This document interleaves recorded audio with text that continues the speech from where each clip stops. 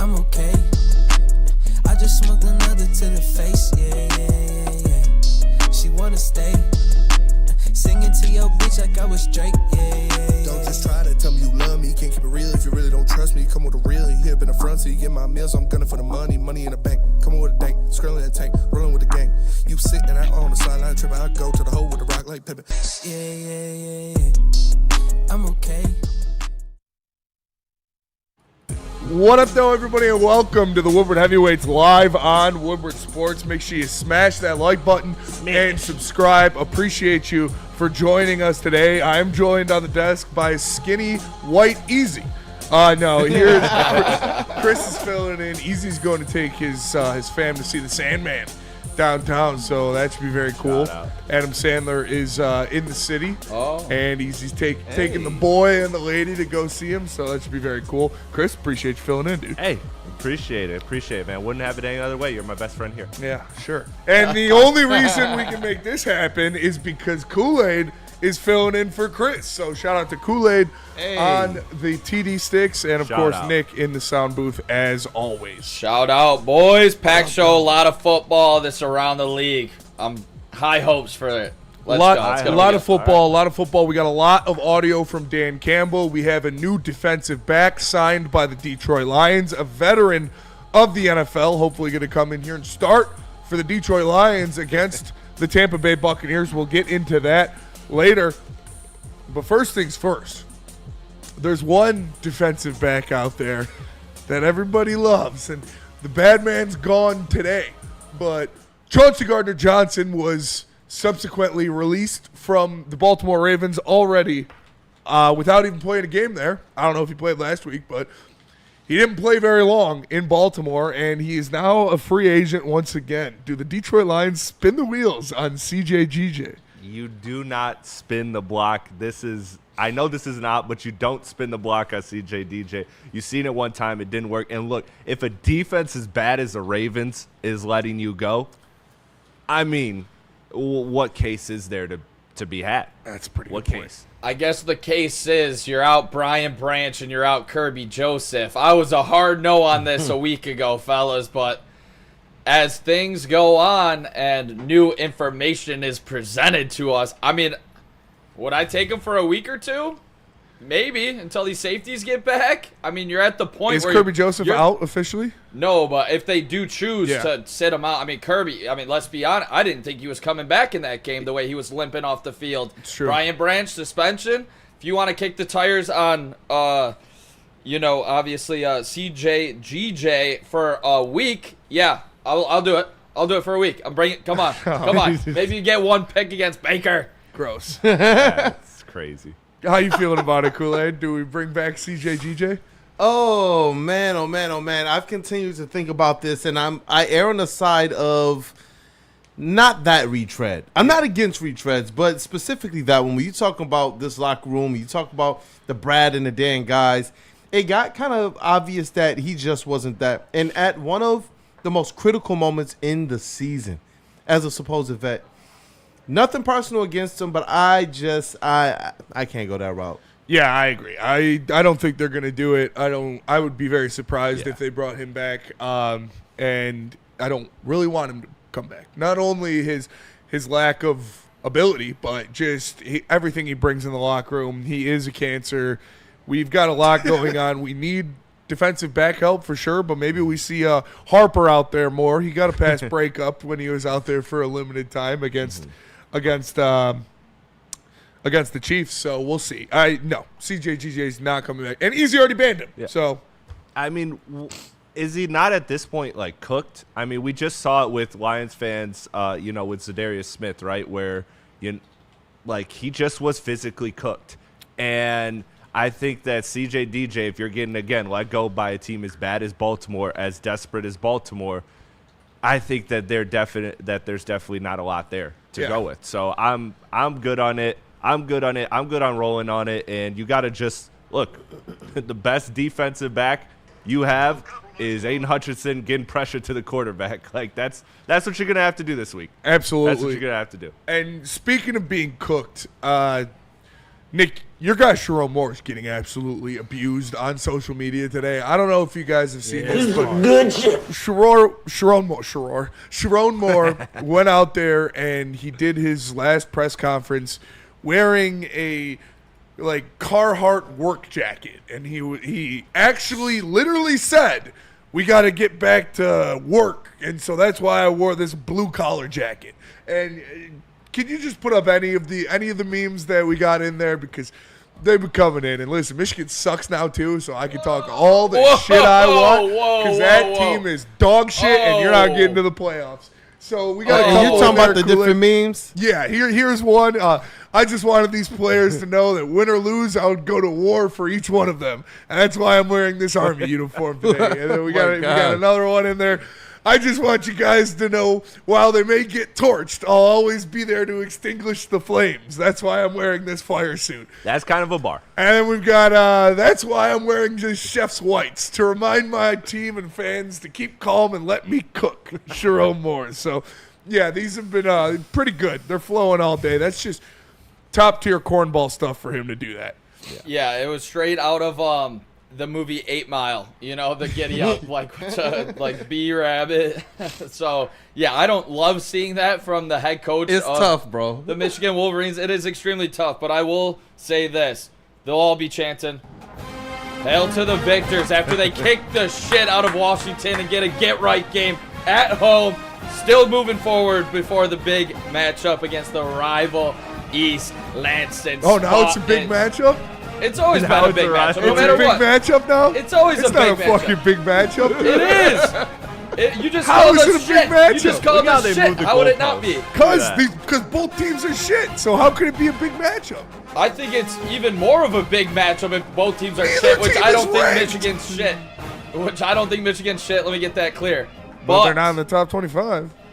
Right now, everyone's overreacting. But yeah, I mean, I'm excited for this Michigan to get right on Saturday. Hopefully, Sharon silences some of these up, but never what you want to see out of your head coach putting on a Halloween costume on October 13th yesterday. He did really. He dressed up and tried to rally the troops. Like, I don't know if he thinks this is like middle school football. These guys are making millions of dollars. This is a last-ditch attempt to try to hold on to his job. Should we all be, for Halloween, the heavyweights each be a different version of Sharon Moore? All in blackface. All Sharon Moore. Hey, these are two shitty teams, and it's going to be a shitty matchup in East Lansing. But now it matters. Now it's a big game. Now it's a big game. When is Now it? I've never said that it's just not a big game. Okay. Ever in my history of being on air here, that is always a massive game to be able to, obviously hold that over. Smitty not buying it. I'm not buying it, dude. Do you remember 50 or 49-0 That was still a big game. Not buying it. It was. You remember that one? You had to sit through it. You had to sit through it right here. I do remember that. that. I don't remember it being a factor in anybody's season at all. So how could it be a big game? But it is a rivalry. Exactly. And it means something to the kids. But I don't care. I really don't care about college football anymore. Tev Sauce 2 in the Woodward Sports Chat says, Spenny, with the super chat, Spenny, how's Emu versus Rock? Rock's going to shake out. I think Emu might use his devil fruit to make Rox evil, and then Rox ends up fighting Garp and Gold Roger and Whitebeard. I think that's possibly an explanation to why they had the backstory behind it, but can't get too deep into that. But it's going to be fucking awesome. However it's going to go. I can't wait to see it. But something else that you just love to see.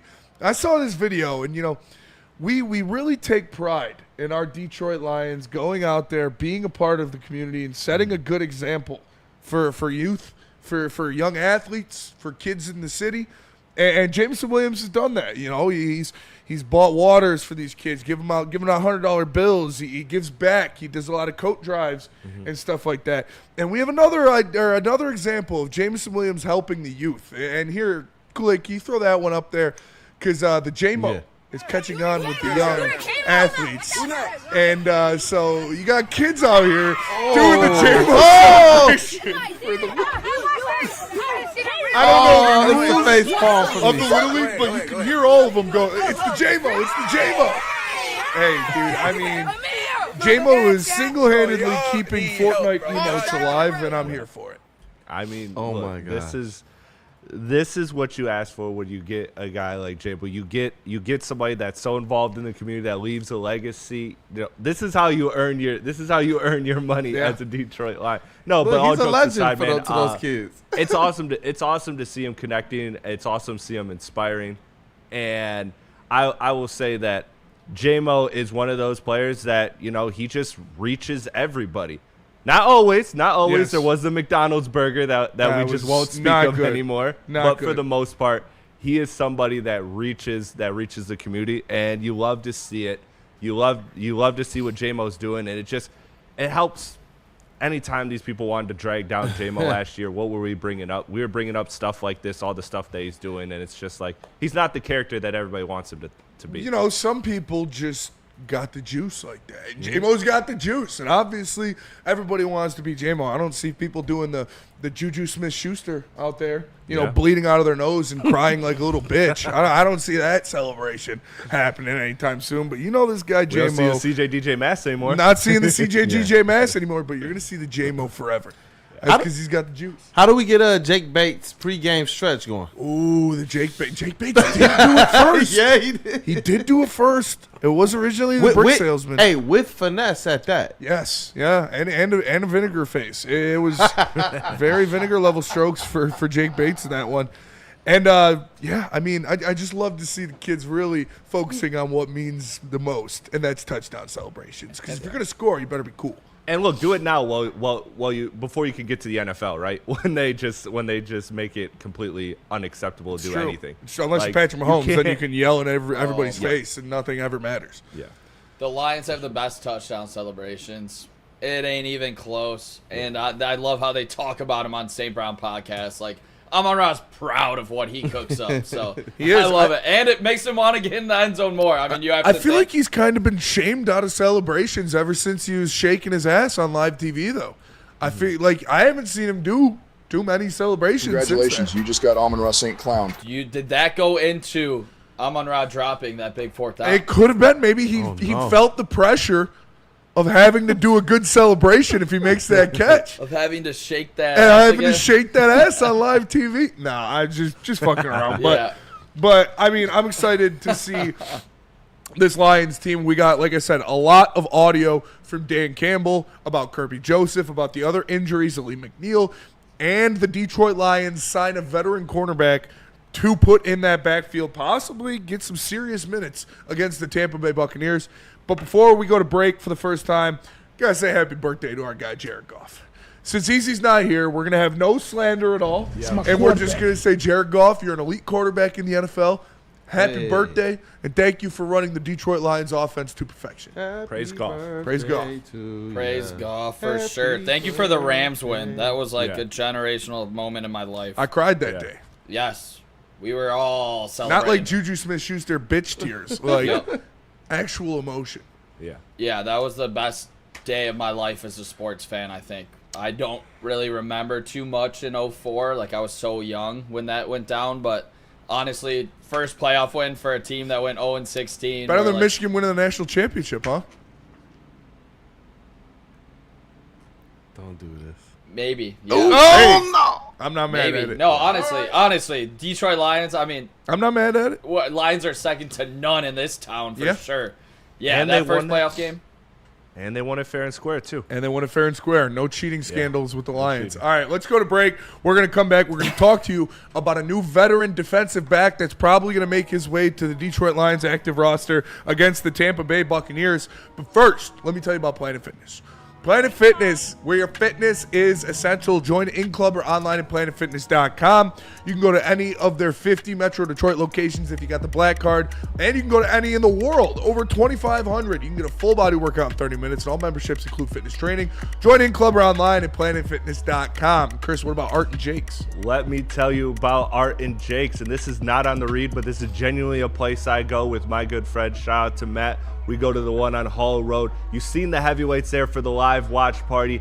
80 wall-to-wall TVs, 22 draft beers, 90-plus menu items, online ordering. Look, it's a great atmosphere, great food, just an overall great experience. Art and Jake's, if you are not tapped in there, you need to tap into Art and Jake's for the best food on the market. How do people feel about getting a Planet Fitness membership for $15 a month? How do they like working out in a clean and spacious gym that's filled with equipment for every workout? And how about free fitness training in the judgment-free zone that leaves them feeling energized all day long? Join Planet Fitness today with the free PF app, online or in club, and start getting that big fitness energy for $15 a month.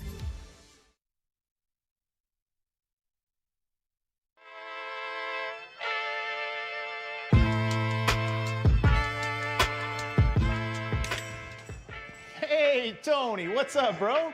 Same circus, different clowns. For sure. You want the usual, the big zip? You know me too well. Throw a little something extra in there for your ma. Oh, Hope man. she's doing all right. Ay, guy, sei un santo. You're a saint. All right, buddy, we'll see you next time, okay? Grazie. Detroit has the best sports fans in the world. That's why they deserve the best sports coverage in the world. We are the Woodward Sports Network. Massage Chair House. If you're looking to upgrade your relaxation game, check out Massage Chair House in Bloomfield Hills, Michigan. The largest massage chair showroom in the Midwest. Top brands from massage chair like Infinity and Osaki, located near the corner of Woodward and along Lake Road. Experience the luxury comfort with Dr. Eric Duncan, the wellness doctor, creator of the top YouTube massage review channel. Book a visit at www.massagechairhouse.com or scan the QR code on the screen. Your ultimate recovery to relaxation. Massage Chair House. What up, though, everybody, and welcome back to the Woodward Heavyweights live on Woodward Sports. Smash that like button and subscribe to the channel. For Chris, for Nick, for Kool-Aid, I am Spencer. We appreciate you guys joining us. Now let's get into it. Dan Campbell spoke with the media today. He had a lot to talk about. Obviously, the Detroit Lions are dealing with a whole host of injuries, especially in that secondary. They had, 5 of their 6 starting cornerbacks or depth chart listed cornerbacks on the injured reserve or out in their last game, and they were kind of bare bones out there, but help is on the way from the Detroit Lions today. Reported on their Twitter, they have signed veteran cornerback Kendall Fuller to the practice squad. Kendall Fuller played in 11 games last year for the Miami Dolphins, where he had 50 tackles, faced 47 targets, let up 68% completion percentage, 350 yards, but only 1 touchdown, and he did have 7 passes defended for the Fins. Now, Kendall Fuller is an old man, and I'm not going to expect him to come in here and recreate the prime of his career, but this is a body that you can have some faith in. This is a body that you can put on the outside, and you know he's been there before and has done this before in the National Football League, so you don't have Hallett or whoever was out there getting cooked by these cornerbacks or being cooked by these wide receivers at the cornerback position. Now, I'm not going to say that Kendall Fuller is saving the season for the Detroit Lions or anything like that, but I think this is a good piece to bring in, a depth piece that's not going to cost you a lot and that has seen a lot of snaps in his National Football League career. Yeah, I think he fits what the Lions are looking for with the defensive cornerbacks, and that's bend, don't break.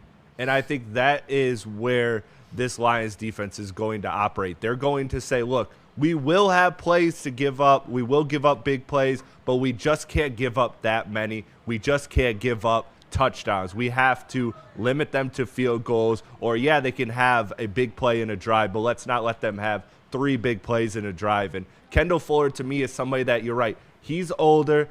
Look, Tampa Bay's weapons are not healthy right now, so this is a situation where, at least for this week in this very important matchup, I think he could do what needs to be done, and I'm just waiting more news on Terrion, man. Like I really am. I don't want to get too far off the subject here, but to me, I think Kendall Fuller is a good stopgap option, and to me, one of the best you can get. And DNCENT says, I swear we've been asking about Kendall Fuller for a good about 4 years now, and honestly, it does.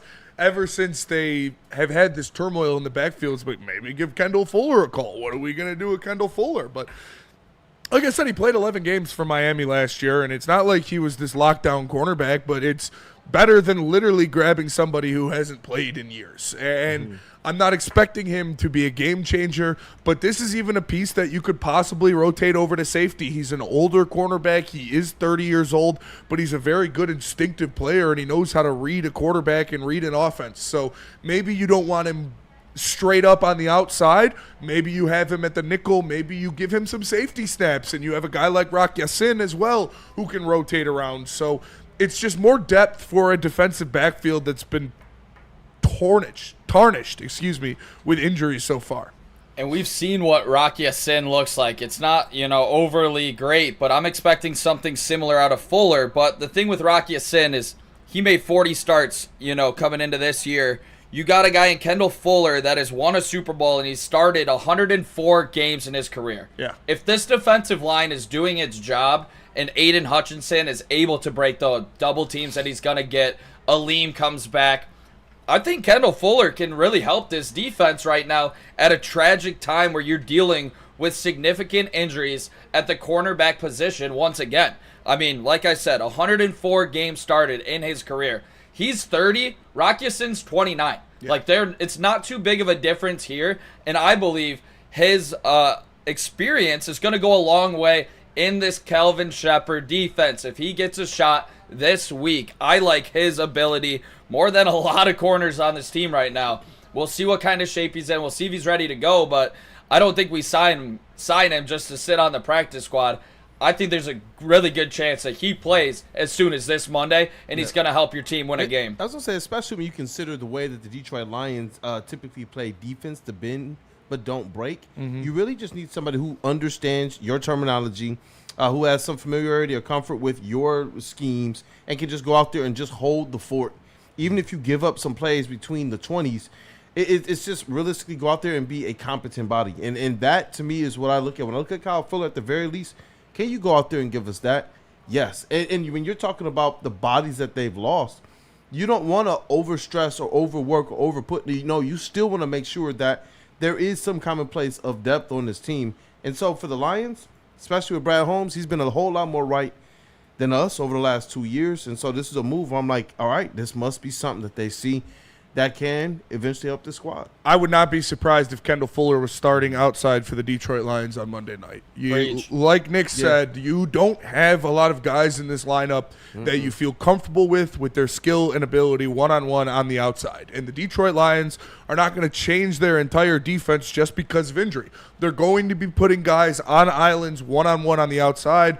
And right now it looks like Trey Flowers and Kendall Fuller are going to be your best options out there. And that's kind of scary because that's two guys who you literally scooped off the couch. But when you look at skill set, when you look at ability, when you look at time in the league, these are the two guys who are legitimately outside cornerbacks on this roster. And whether it be Amik Robertson in at nickel and then you put Raxter Sin back at safety for a suspended Brian Branch, it's going to be a ragtag kind of Frankenstein secondary, but you're going to have to piece it together. Yeah.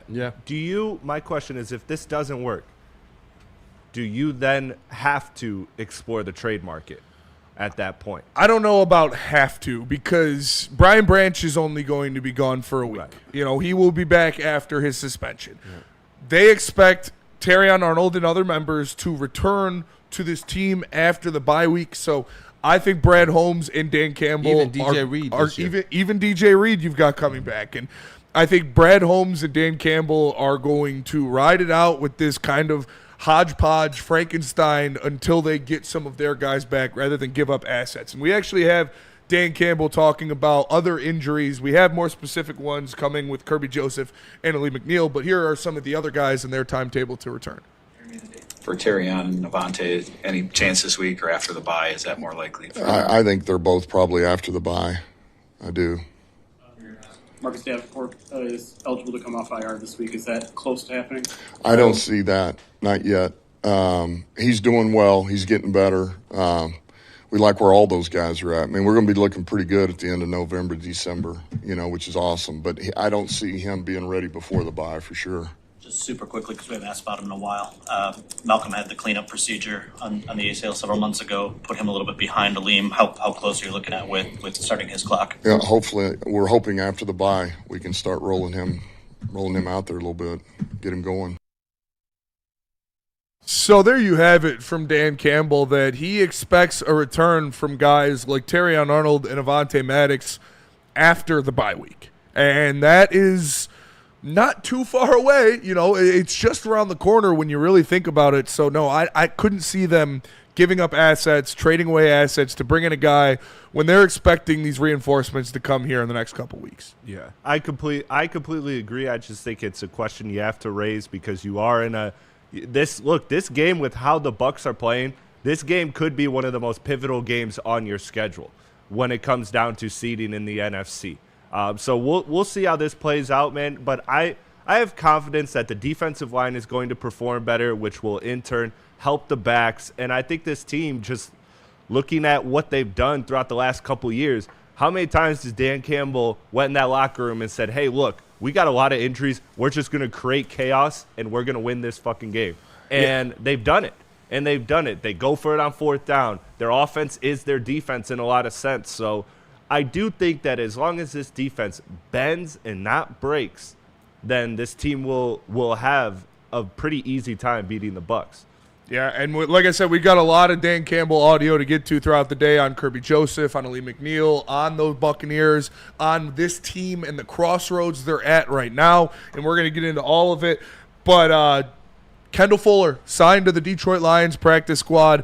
Would not be surprised if he was starting outside for them against the Tampa Bay Buccaneers Monday night, because him and Trey Flowers right now are the two guys that have the skill set, that have the ability and have the time in the league playing outside cornerback. And thankfully the Bucs don't have Mike Evans and Ibuka to go out there against these guys. But it's going to be a bunch of fourth stringers fighting it out in the defensive secondary versus the Bucs wide receiver core. Yeah, and I will say in the trade market, Chris, there's not a lot of pending free agents at the cornerback position that could truthfully do too much, and add a lot of talent to your cornerback room. I think Fuller is definitely our best option here. I mean, I'm looking at guys like Jair Alexander with the Ravens, Jeff Okudah, Greg Newsome, but he's not getting traded. The Jaguars, Darius Slay in Pittsburgh, he's not getting traded off a 4-1 team.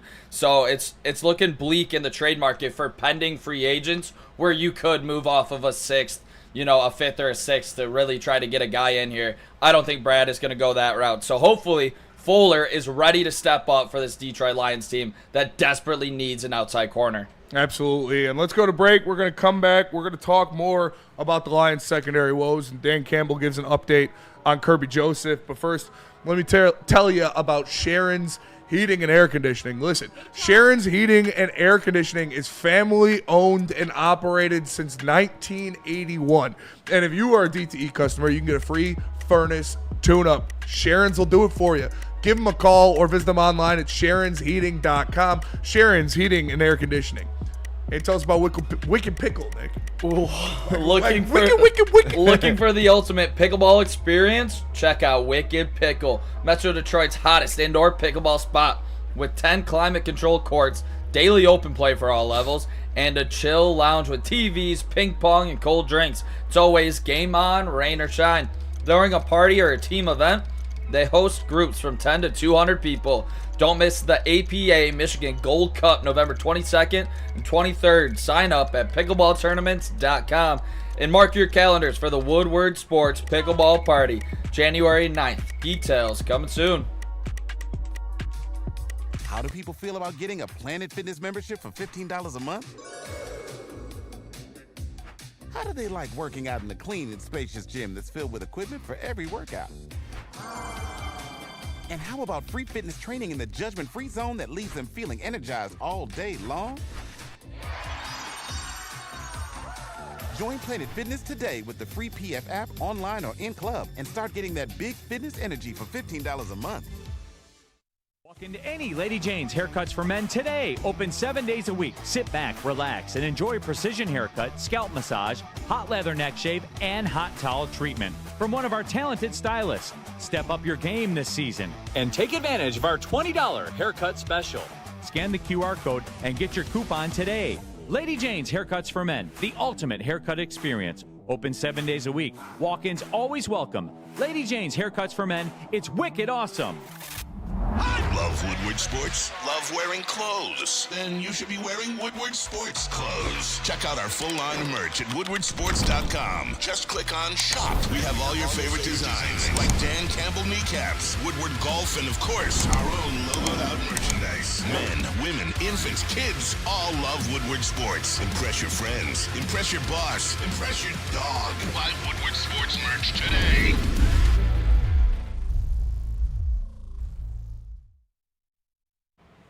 Jars Cannabis. Look, whether you're hitting a game or just chilling, Jars has you covered. Top shelf quality, unmatched variety. Jars is priced for the people so you can stock up without breaking the bank. And if you're ready to re-up, hit www.shopjars.com or stop by your nearest Jars location today. What up, though, everybody, and welcome back to the Woodward Heavyweights live on Woodward Sports. Smash that like button and subscribe to the channel. Smash. For Chris, for Nick, for Kool-Aid, I am Spencer. We are the Woodward Heavyweights. Now, we just got done talking about the Detroit Lions signing a defensive back, Kendall Fuller, to their practice squad, who's probably going to get a lot of run against the Bucs because not only did all the injuries happen to their cornerbacks, Brian Branch is going to be suspended for this one, and Kerby Joseph got a little more banged up in their last game. Here is Dan Campbell talking about the all-pro safety. Yeah, I mean, it'll be the same. I mean, I would say it's very much the same if if it's something we feel like, first of all, he can't produce, right? I mean, that'll always go that way. How much worse are you making this injury? Is it going to make it significantly worse? You're not going to have him by the end of the year.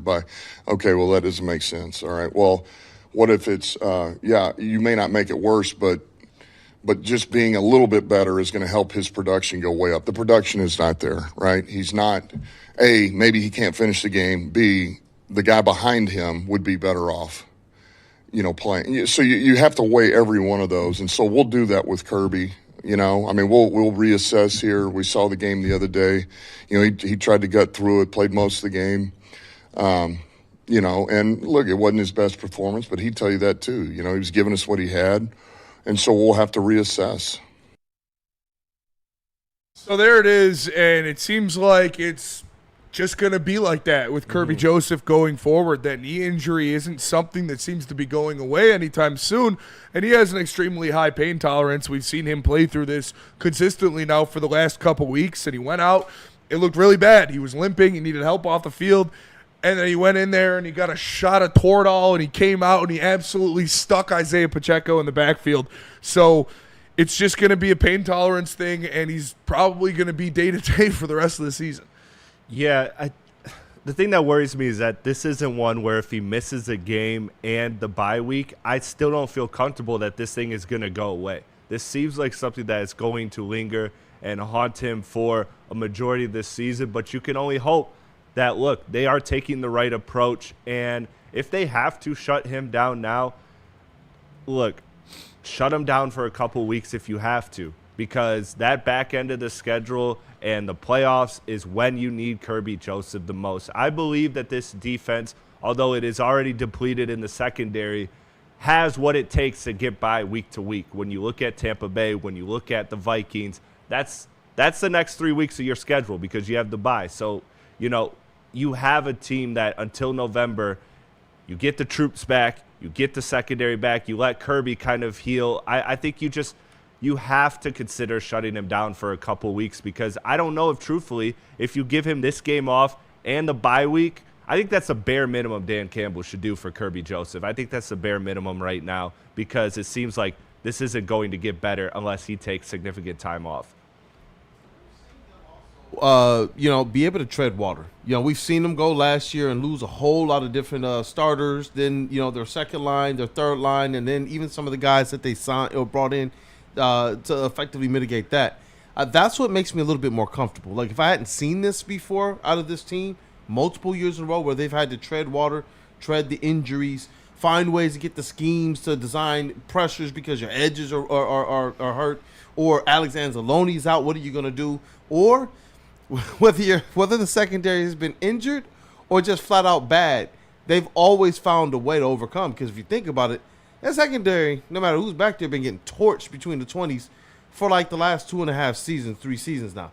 And so if there's a team that I do have some faith in being able to navigate secondary issues and injuries, I do believe it's the Detroit Lions. I would say that the corners have been getting torched, but a big reason they've been able to withstand and overcome the secondary getting torched is because they've had Brian Branch and Kerby Joseph creating turnovers in the back end of that secondary. 100. So if you lose that, then it's going to be a lot tougher to overcome.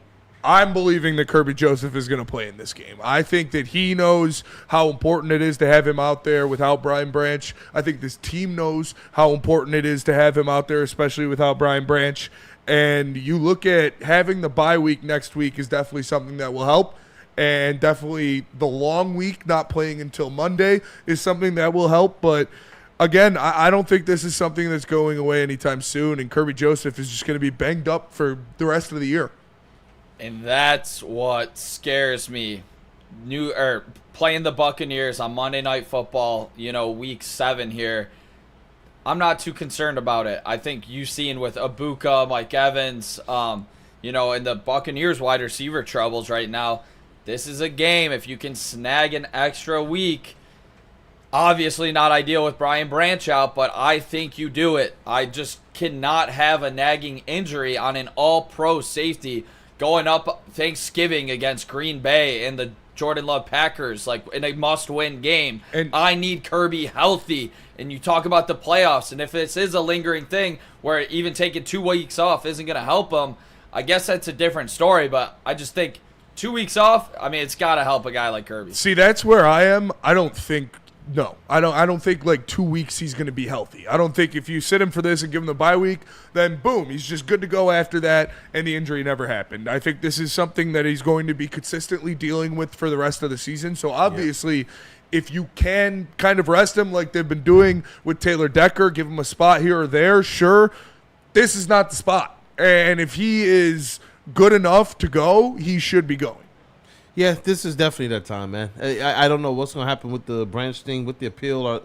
Are they going to say, okay, he gets to go ahead and play this week or not? But with Kerby, you talk about being one of those, like, not even secret, but now widely known weapons. This has been happening since training camp, too. Yeah. It's not like this is just something that popped up last week. He's been dealing with this knee injury since training camp. So I can't see 2 weeks just, it's gone. Like, no. Yeah. He's going to run out there, he's going to tweak his knee, and then he's going to get carried off, and then he's going to come back in. It's going to be like that all year. How many tweaks until it's game over, though? Sorry, Chris. Well, do you shut him down for the year? Like, is that what you do? No, that's why I'm giving him 2 weeks to try to get a little bit more healthier. So it's sorry, Chris. I'm with that. I'm with that, Nick, 100%. I think you gotta shut him down sooner rather than later because look, would it be nice to be able to shut him to, just kind of work through this until, the back end of the schedule and then give him a couple weeks off before the playoffs?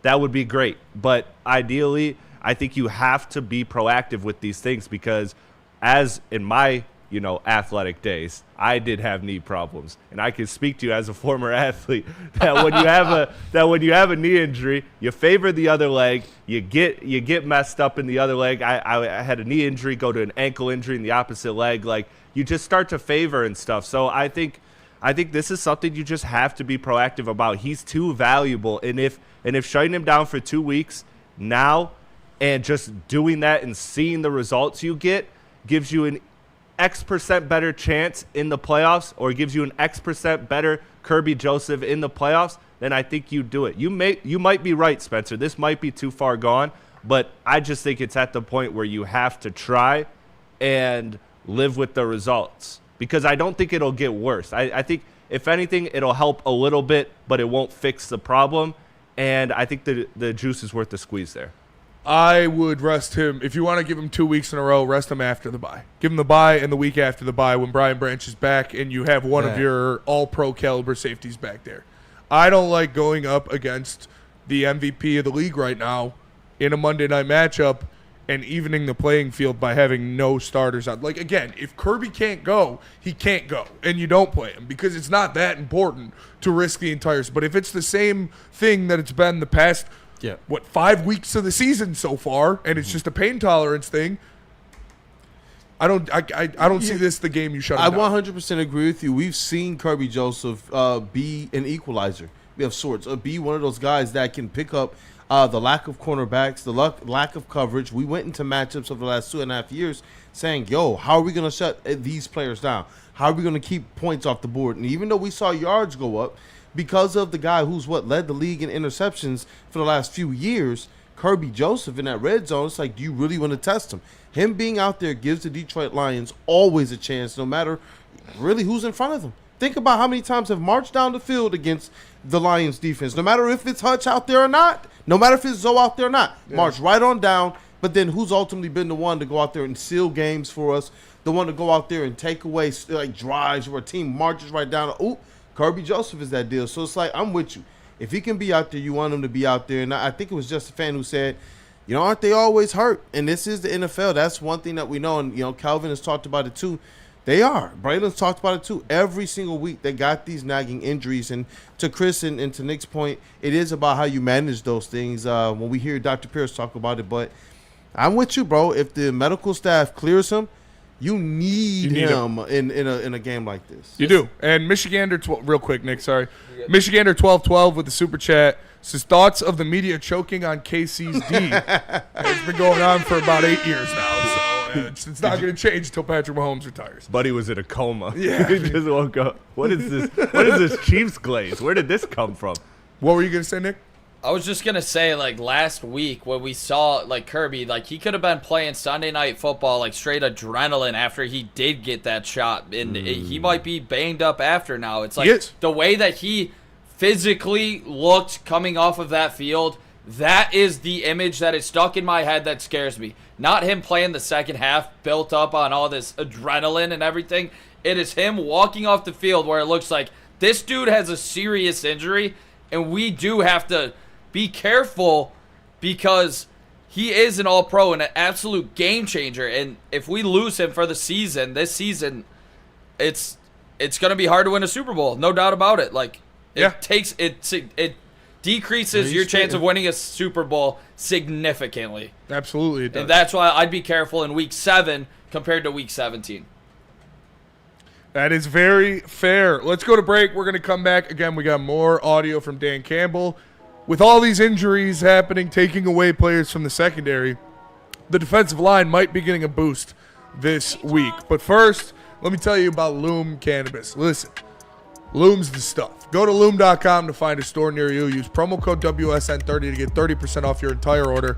And Loom's got all these exclusives that you need to try, including the Buzzin' drinks. 7.5 milligrams THC in a can. They've got the apple cider edition, perfect for the fall months.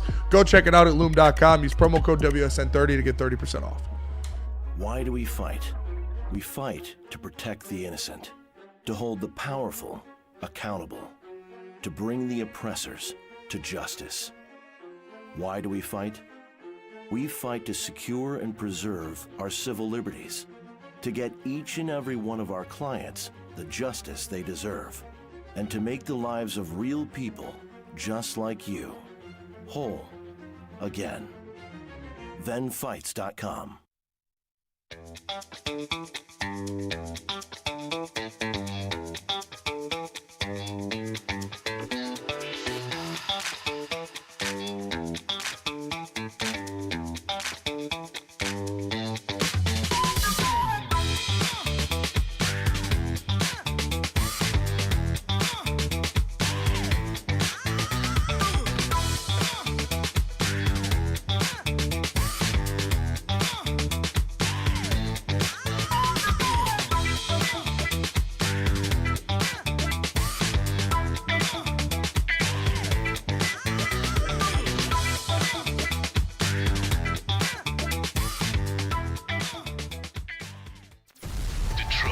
The best sports fans in the world. That's why they deserve the best sports coverage in the world. We are the Woodward Sports Network. It doesn't get much better than Buddy's Pizza. Detroit Pizza, Buddy's Pizza, creator of the original Detroit-style pizza, serving it since 1946. The person that usually sits in this seat right now was just a junior in college at that time. 22 locations in Michigan. There's always a Buddy's Pizza near you. Buddy's is a cornerstone of the city of Detroit. And you can save 10% off using the promo code 10MEAL. That's number 10 MEAL. Go find a location near you, buddyspizza.com. It's a dunk, trust me. You wouldn't know about that. What up, though, everybody? Welcome back to I'll do it. 300 likes. I put it out there. 300 likes, and Chris will attempt a dunk. Let me eat that like phone. Wait, it's just one try, and then you're gonna give up? I'll do 2 or 3. Okay. I'll do 2 or 3. All right. Get that like button up. Smash that like button for Chris Platte, Nick Koloff, Brandon Kool-Aid Dent. I am Spencer Raxter. We are the Woodward Heavyweights. Make sure you guys smash that like button. Now, this one, we've had a little bit of blue balls over the past couple weeks because Dan Campbell has been talking to us about our big, thick boy in the middle, Alim McNeill, possibly being ready to go. He's been a full participant at practice the past week. Here's what he had to say about an update on Alim McNeill today. Yeah, I mean, he looked good last week. The last 2 weeks he's looked good. He's getting more comfortable. Legs are under him. He's physically ready. And so I think we're all hopeful. All right, so, he's got to play, right? What else do you need to see? He's physically ready. He's a full participant at practice. He's healthy. He's big. He's ready to go. Alim McNeill should absolutely play in this game, and they're going to need him to. Yeah, they have to bring him back. Look, what box hasn't he checked at this point? Yeah. I feel like, they got Kerby going out there with one leg. You can play Alim. Yeah, talk about Alim was 50-50 2 weeks ago. Kirby's 50-50 right now. He's got one knee and one not good knee. Mm-hmm. Get him out there. I'm ready to see Alim play. That is huge. And like I said earlier, the best way to combat that hole in the secondary, that lack of starters you got there, is pressure on the interior. Don't give Baker long time in the pocket to make throws. Do not give him these extended plays. And I know that's easier said than done, but if Hutch, AQM, Alim back healthy is this defensive front line with DJ Reader, I like their chances to not only stop the run game that the Bucs have struggled to create, but also get to Baker and really contain him and make him have to make quick throws. So instead of those 20-yard plays, instead of those 40-yard plays, you're now just giving up, a 5-yard here or an incomplete there because he's pressured. I think that if they can pressure him, they will get to him, and that will be their defense. And just, I like the way that Spinny kind of set that thing up from the beginning, because Alim McNeill, I think he's being even underrated by some of us. His presence in the middle is elite. That's why he got the bag from the Detroit Lions. And when you get him back, when you look at even his highlights, it's not just the pressure he creates and the double teams and the attention that they have to shade to. It's about the fact that he'll also get home. Yeah. He'll also get to the quarterback and get a paw on him and make the quarterback have to just chuck the ball. That's what I think that will ultimately help this Detroit Lions team, especially you're talking about those cornerbacks who have been, it's been a struggle fest between the injuries and the play on the field. I think that Alim McNeill is going to bring so much to the Detroit Lions defensive line, whether it's week one getting back in game shape or, after a couple weeks. I can't wait for Alim to get back, and I think it's going to be elite levels of effect from him. Shout out JT Olsen in the chat. I got 100 on the Lions. Put your money where your mouth is. Oh, buddy. Let's go. There you go, JT. Hit the DMs. 100 on the Lions, buddy. All right, I think if you get Alim McNeill back, you're going to see that interior pass rush that you didn't see against the Chiefs. I felt like Hutch was on an island in terms of actually trying to get to Mahomes out there against the Kansas City Chiefs, and you saw it in his ability to escape and then hit guys downfield. Baker Mayfield can do the same exact thing if you do not wrap him up in the backfield. I think Alim McNeill just himself is going to increase that interior pass rush so much. And if they do choose to double him, it'll open things up for Hutchinson even more who was on pace to break the sack record when him and Alim McNeill were on the same defensive line last season. And Tyleik Williams. It'll open things that he'll be seeing more one-on-ones. And when you put Alim McNeill out there with DJ Reader, you can't double-team Alim McNeill. So he's himself going to be seeing one-on-ones. And I think something that Baker Mayfield has struggled with over his career, and it's not, he's been fantastic this year and it hasn't been a problem, but it is fumbling the ball.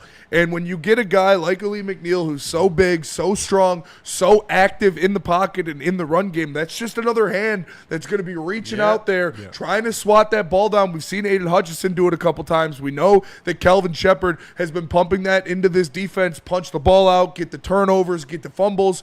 And Alim McNeill is a guy who can do that effectively because of his strength and his kind of instincts when he's rushing the passer. He knows when he is close, and he knows when he can get a hand out there to try to make something happen. So, yeah, if you don't bring Alim McNeill back right now, I don't really understand what you're waiting for, because you're telling me that he's good to go. You're telling me he looks healthy. He's been a full participant in practice for the past 2 weeks. And now you're going into another long week on a Monday that leads into a bye week. It is a perfect situation to bring him back in front of the home fans with a banged-up secondary going against an MVP-level quarterback. I can't think of a better spot to bring back Alim McNeill. Yeah.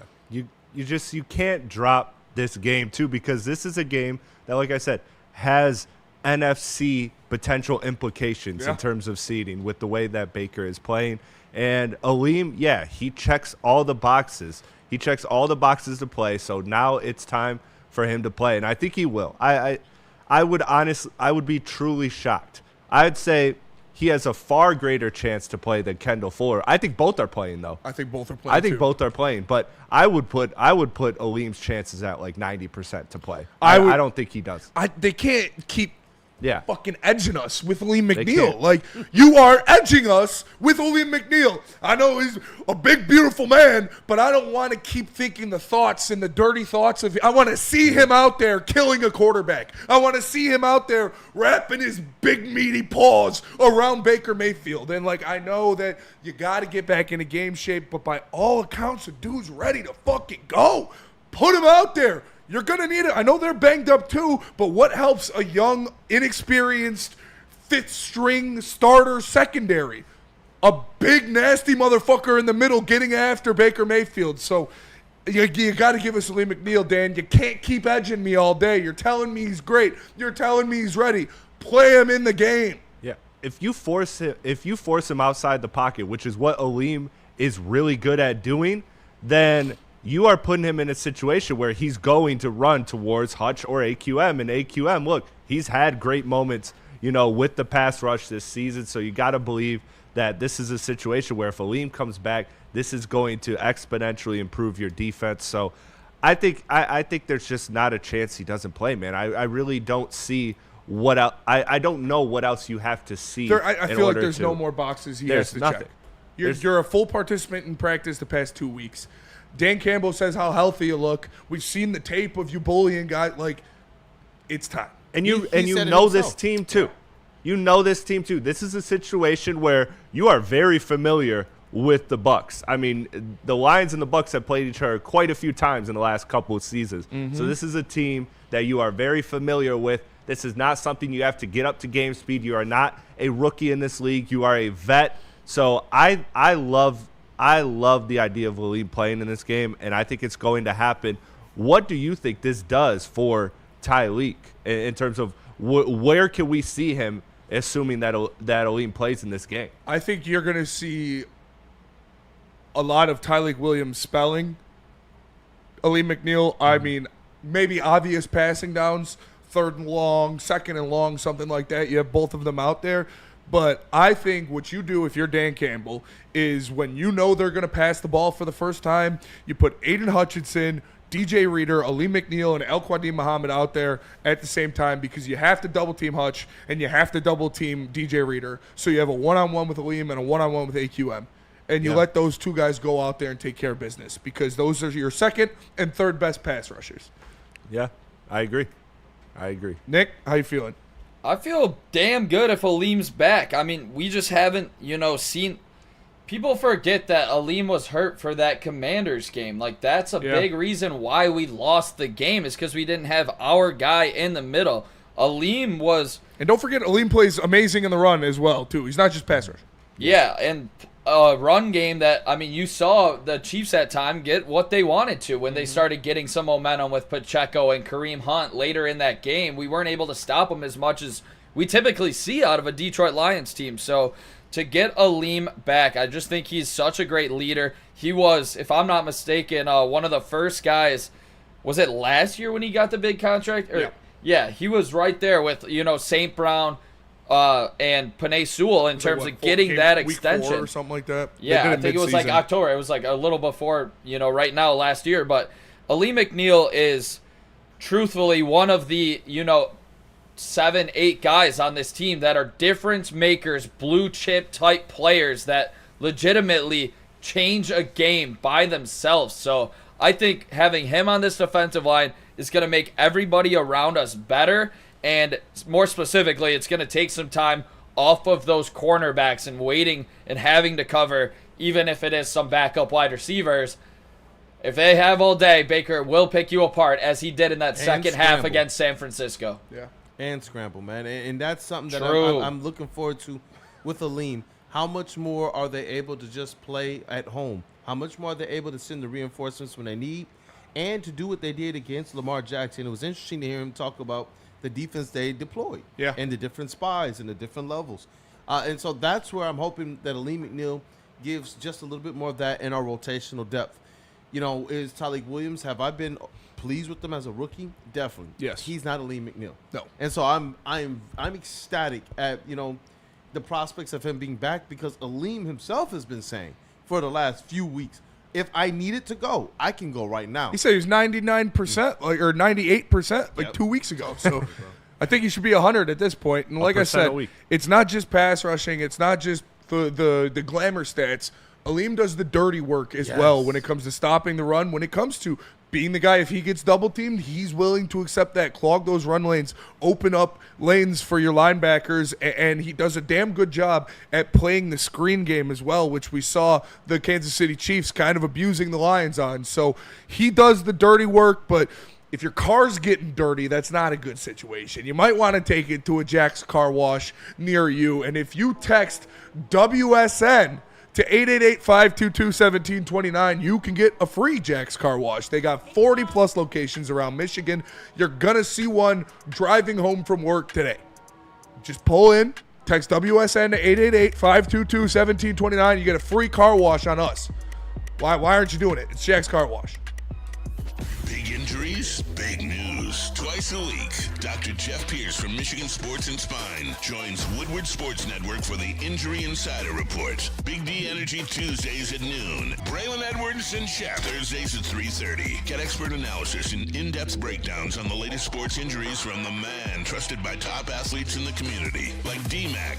Whether it's the Lions, Pistons, Tigers, or Red Wings, Dr. Pierce talks us through it all. Don't miss the Injury Insider Report with Dr. Jeff Pierce, your go-to source for understanding the impact of injuries on the games and players we love. Only on Woodward Sports Network. Scan the QR code on the screen or go to MichiganSportsandSpine.com to see if Dr. Jeff Pierce can help you.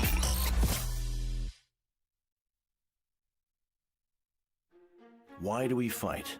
We fight to protect the innocent, to hold the powerful accountable, to bring the oppressors to justice. Why do we fight? We fight to secure and preserve our civil liberties, to get each and every one of our clients the justice they deserve, and to make the lives of real people just like you whole again. ThenFights.com. A ton of fun, a ton of sports, and a ton of man meat. Welcome to the Woodward Heavyweights, live daily 5 to 7 p.m. on Woodward Sports.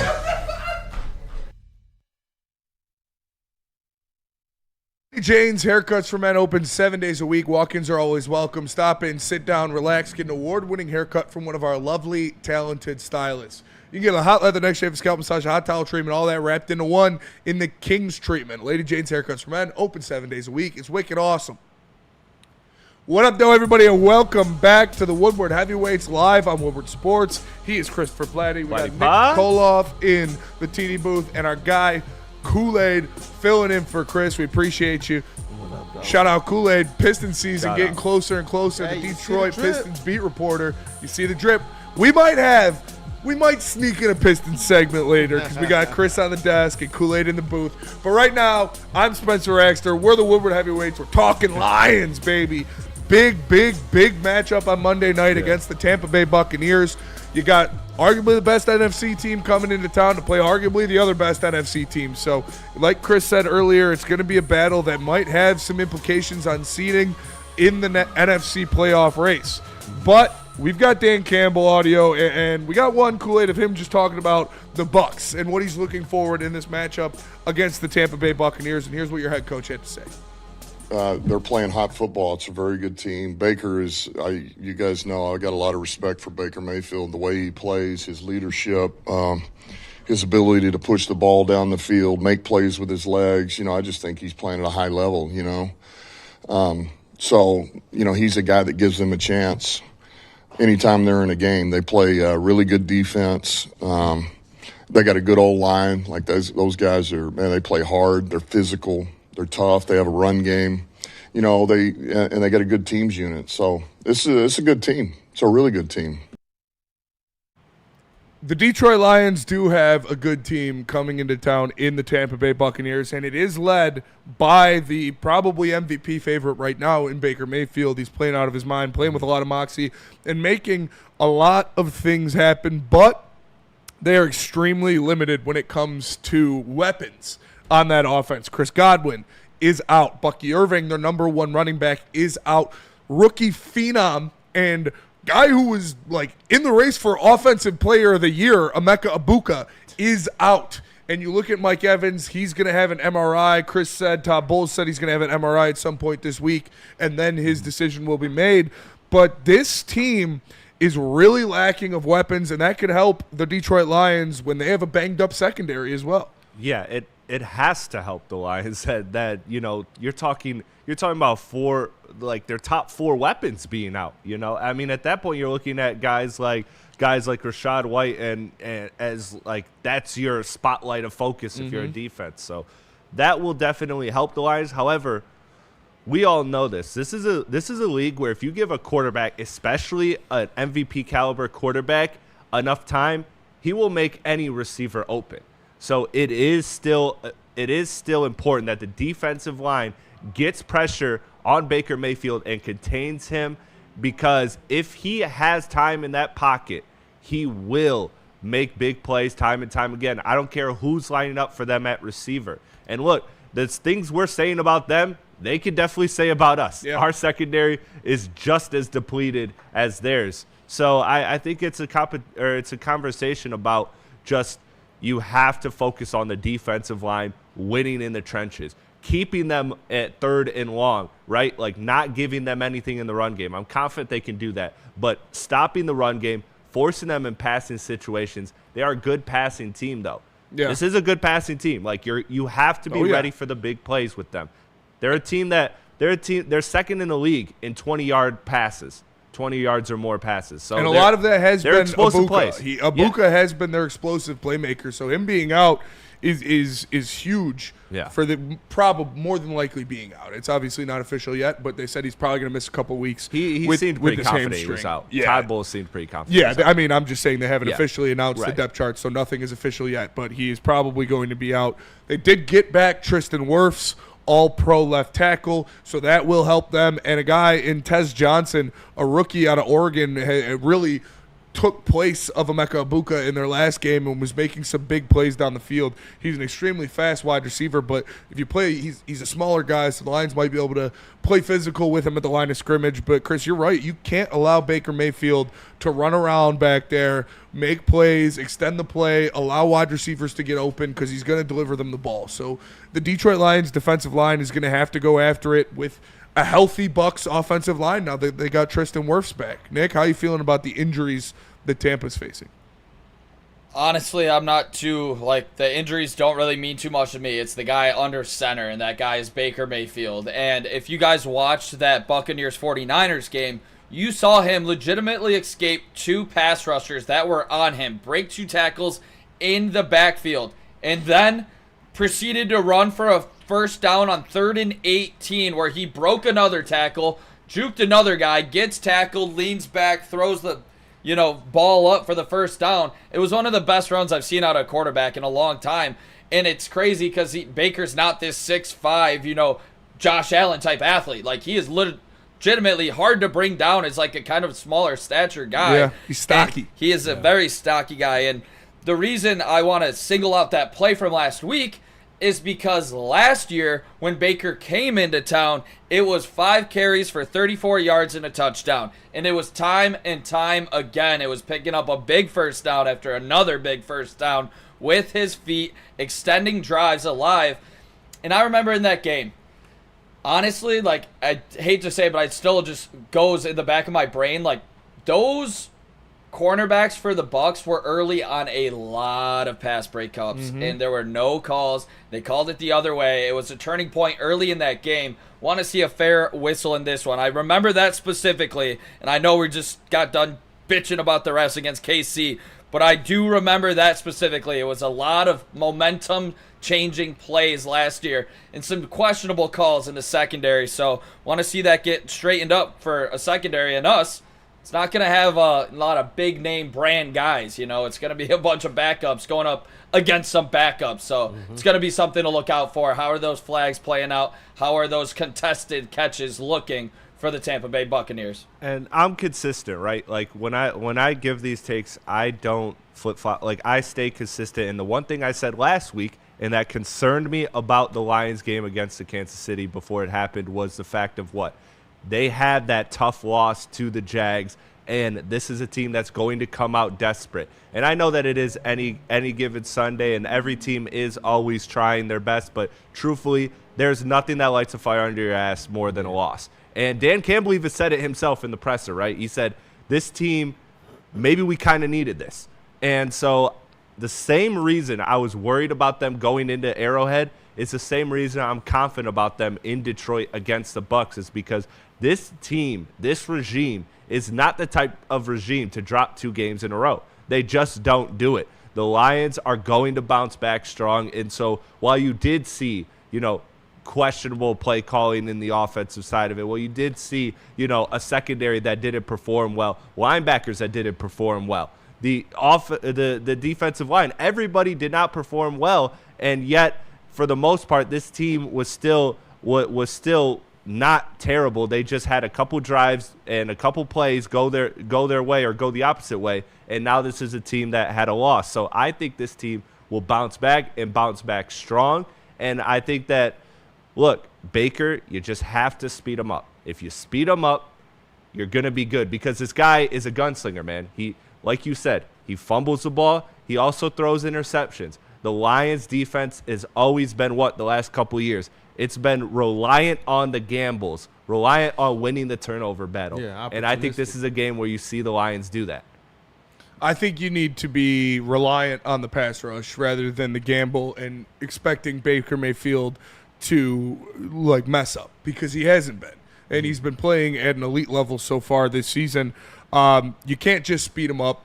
You can't just hope that you got to get him on the ground. And that, I look at Aiden Hutchinson, and I look at hopefully Alim McNeill and Al-Quadin Muhammad. You're going to have to make sure Baker Mayfield doesn't escape the pocket, because that's where he's dangerous, is when he's extending plays, he's running outside. In those types of situations where other people crumble, Baker Mayfield is a guy that has consistently risen his game. And in those tight throws that you don't think it's going to happen, crazy kind of plays, he normally gets out of it and makes something happen. That's why he won a Heisman. That's why he's been all over the place and has rekindled his NFL career here in Tampa Bay. You can't just speed him up. He's got the understanding and the ability now to go out there and make plays in high pressure and high stress situations. You need to get him on the ground. And that's the defensive line.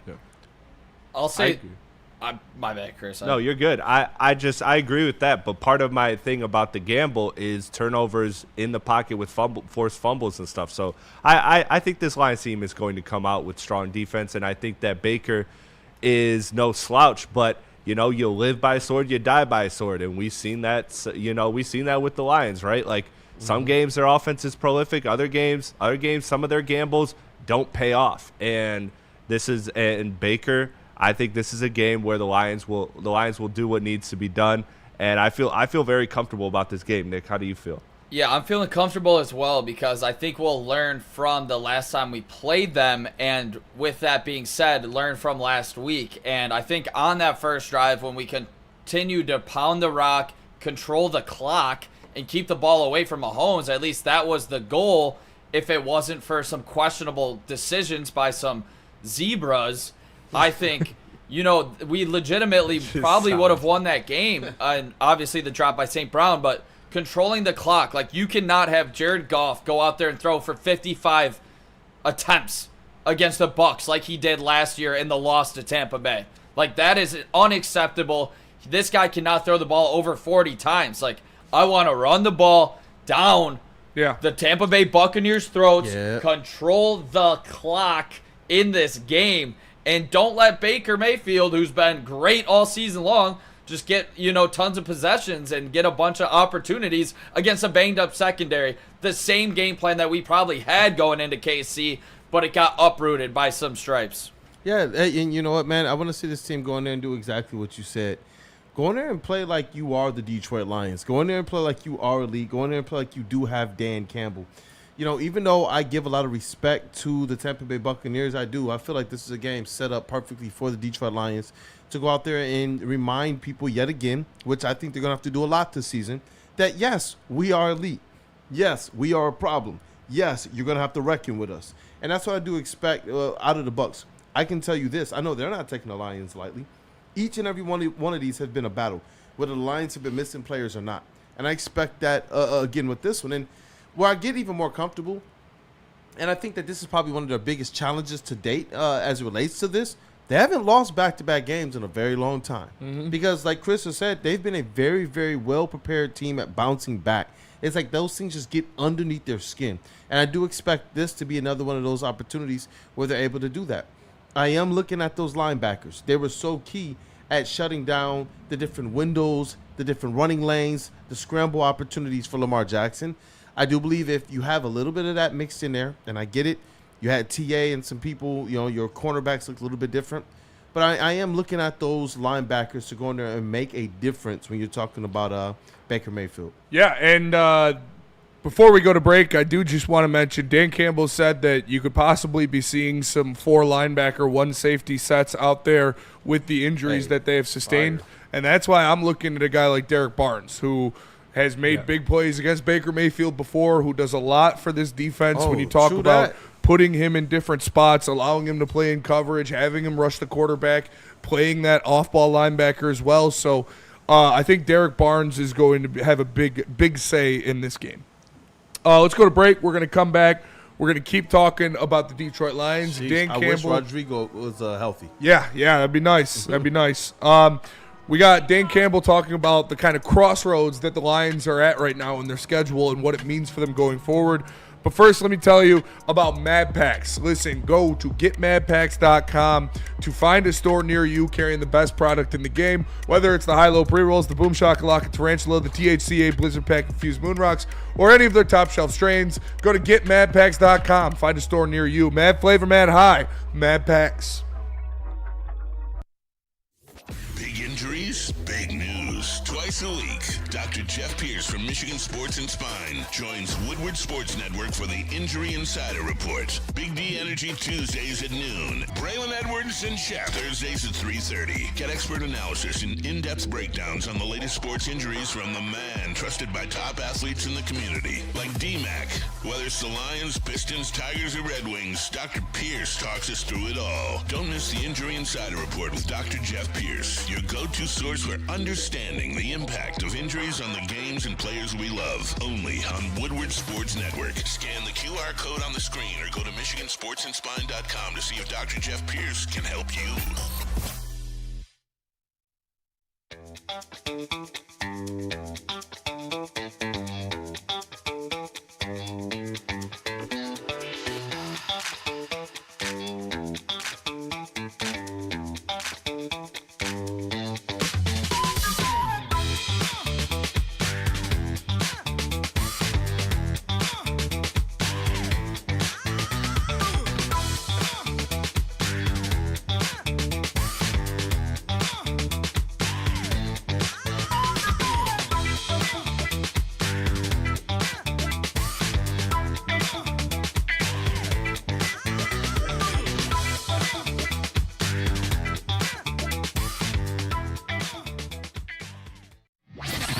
Get ready for the ultimate sports experience. Join former University of Michigan star and NFL sensation Braylon Edwards alongside the charismatic Shep. Braylon Edwards, touchdown Michigan! As they break down the latest in sports like never before. Tune into the Braylon Edwards Show with Shep. Touchdown, Braylon Edwards! Weekdays from 2 to 4 p.m. only on the Woodward Sports Network. Don't miss out on hot topics, insider insights, and the banter that keeps you coming back for more. To Dr. Jeff S. Pierce. He is Woodward Sports' foremost authority in all injuries, and he can be yours as well with his concierge medicine, where if you don't have the insurance, if you're a high school student or a young athlete and you're trying to get the whatever injury you have dealt with, but you don't have the insurance or means to cover it, hit up Dr. Pierce. He has a package that includes same-day treatments like MRI, visit with doc, telemedicine follow-up, and a treatment plan. So make sure you check him out. Dr. Jeff S. Pierce, sponsored by Michigan Sports and Spine and the MRI of Southfield. What up, though, everybody, and welcome back to the Woodward Heavyweights. Smash that like button. 300 likes, and Chris will try to dunk. I will try and to that dunk. will be a great video. So make sure you smash that like button. I need full effort. I'm not full effort. I'm gonna try dunk because years ago. So I was trying to do the math in my head. It's been at least 2, probably 3 years since I tried to dunk. Yeah. And I was like, I would like rim out. So like, you know, so I still maybe I still got it. Maybe you better start doing calf raises now. Yeah.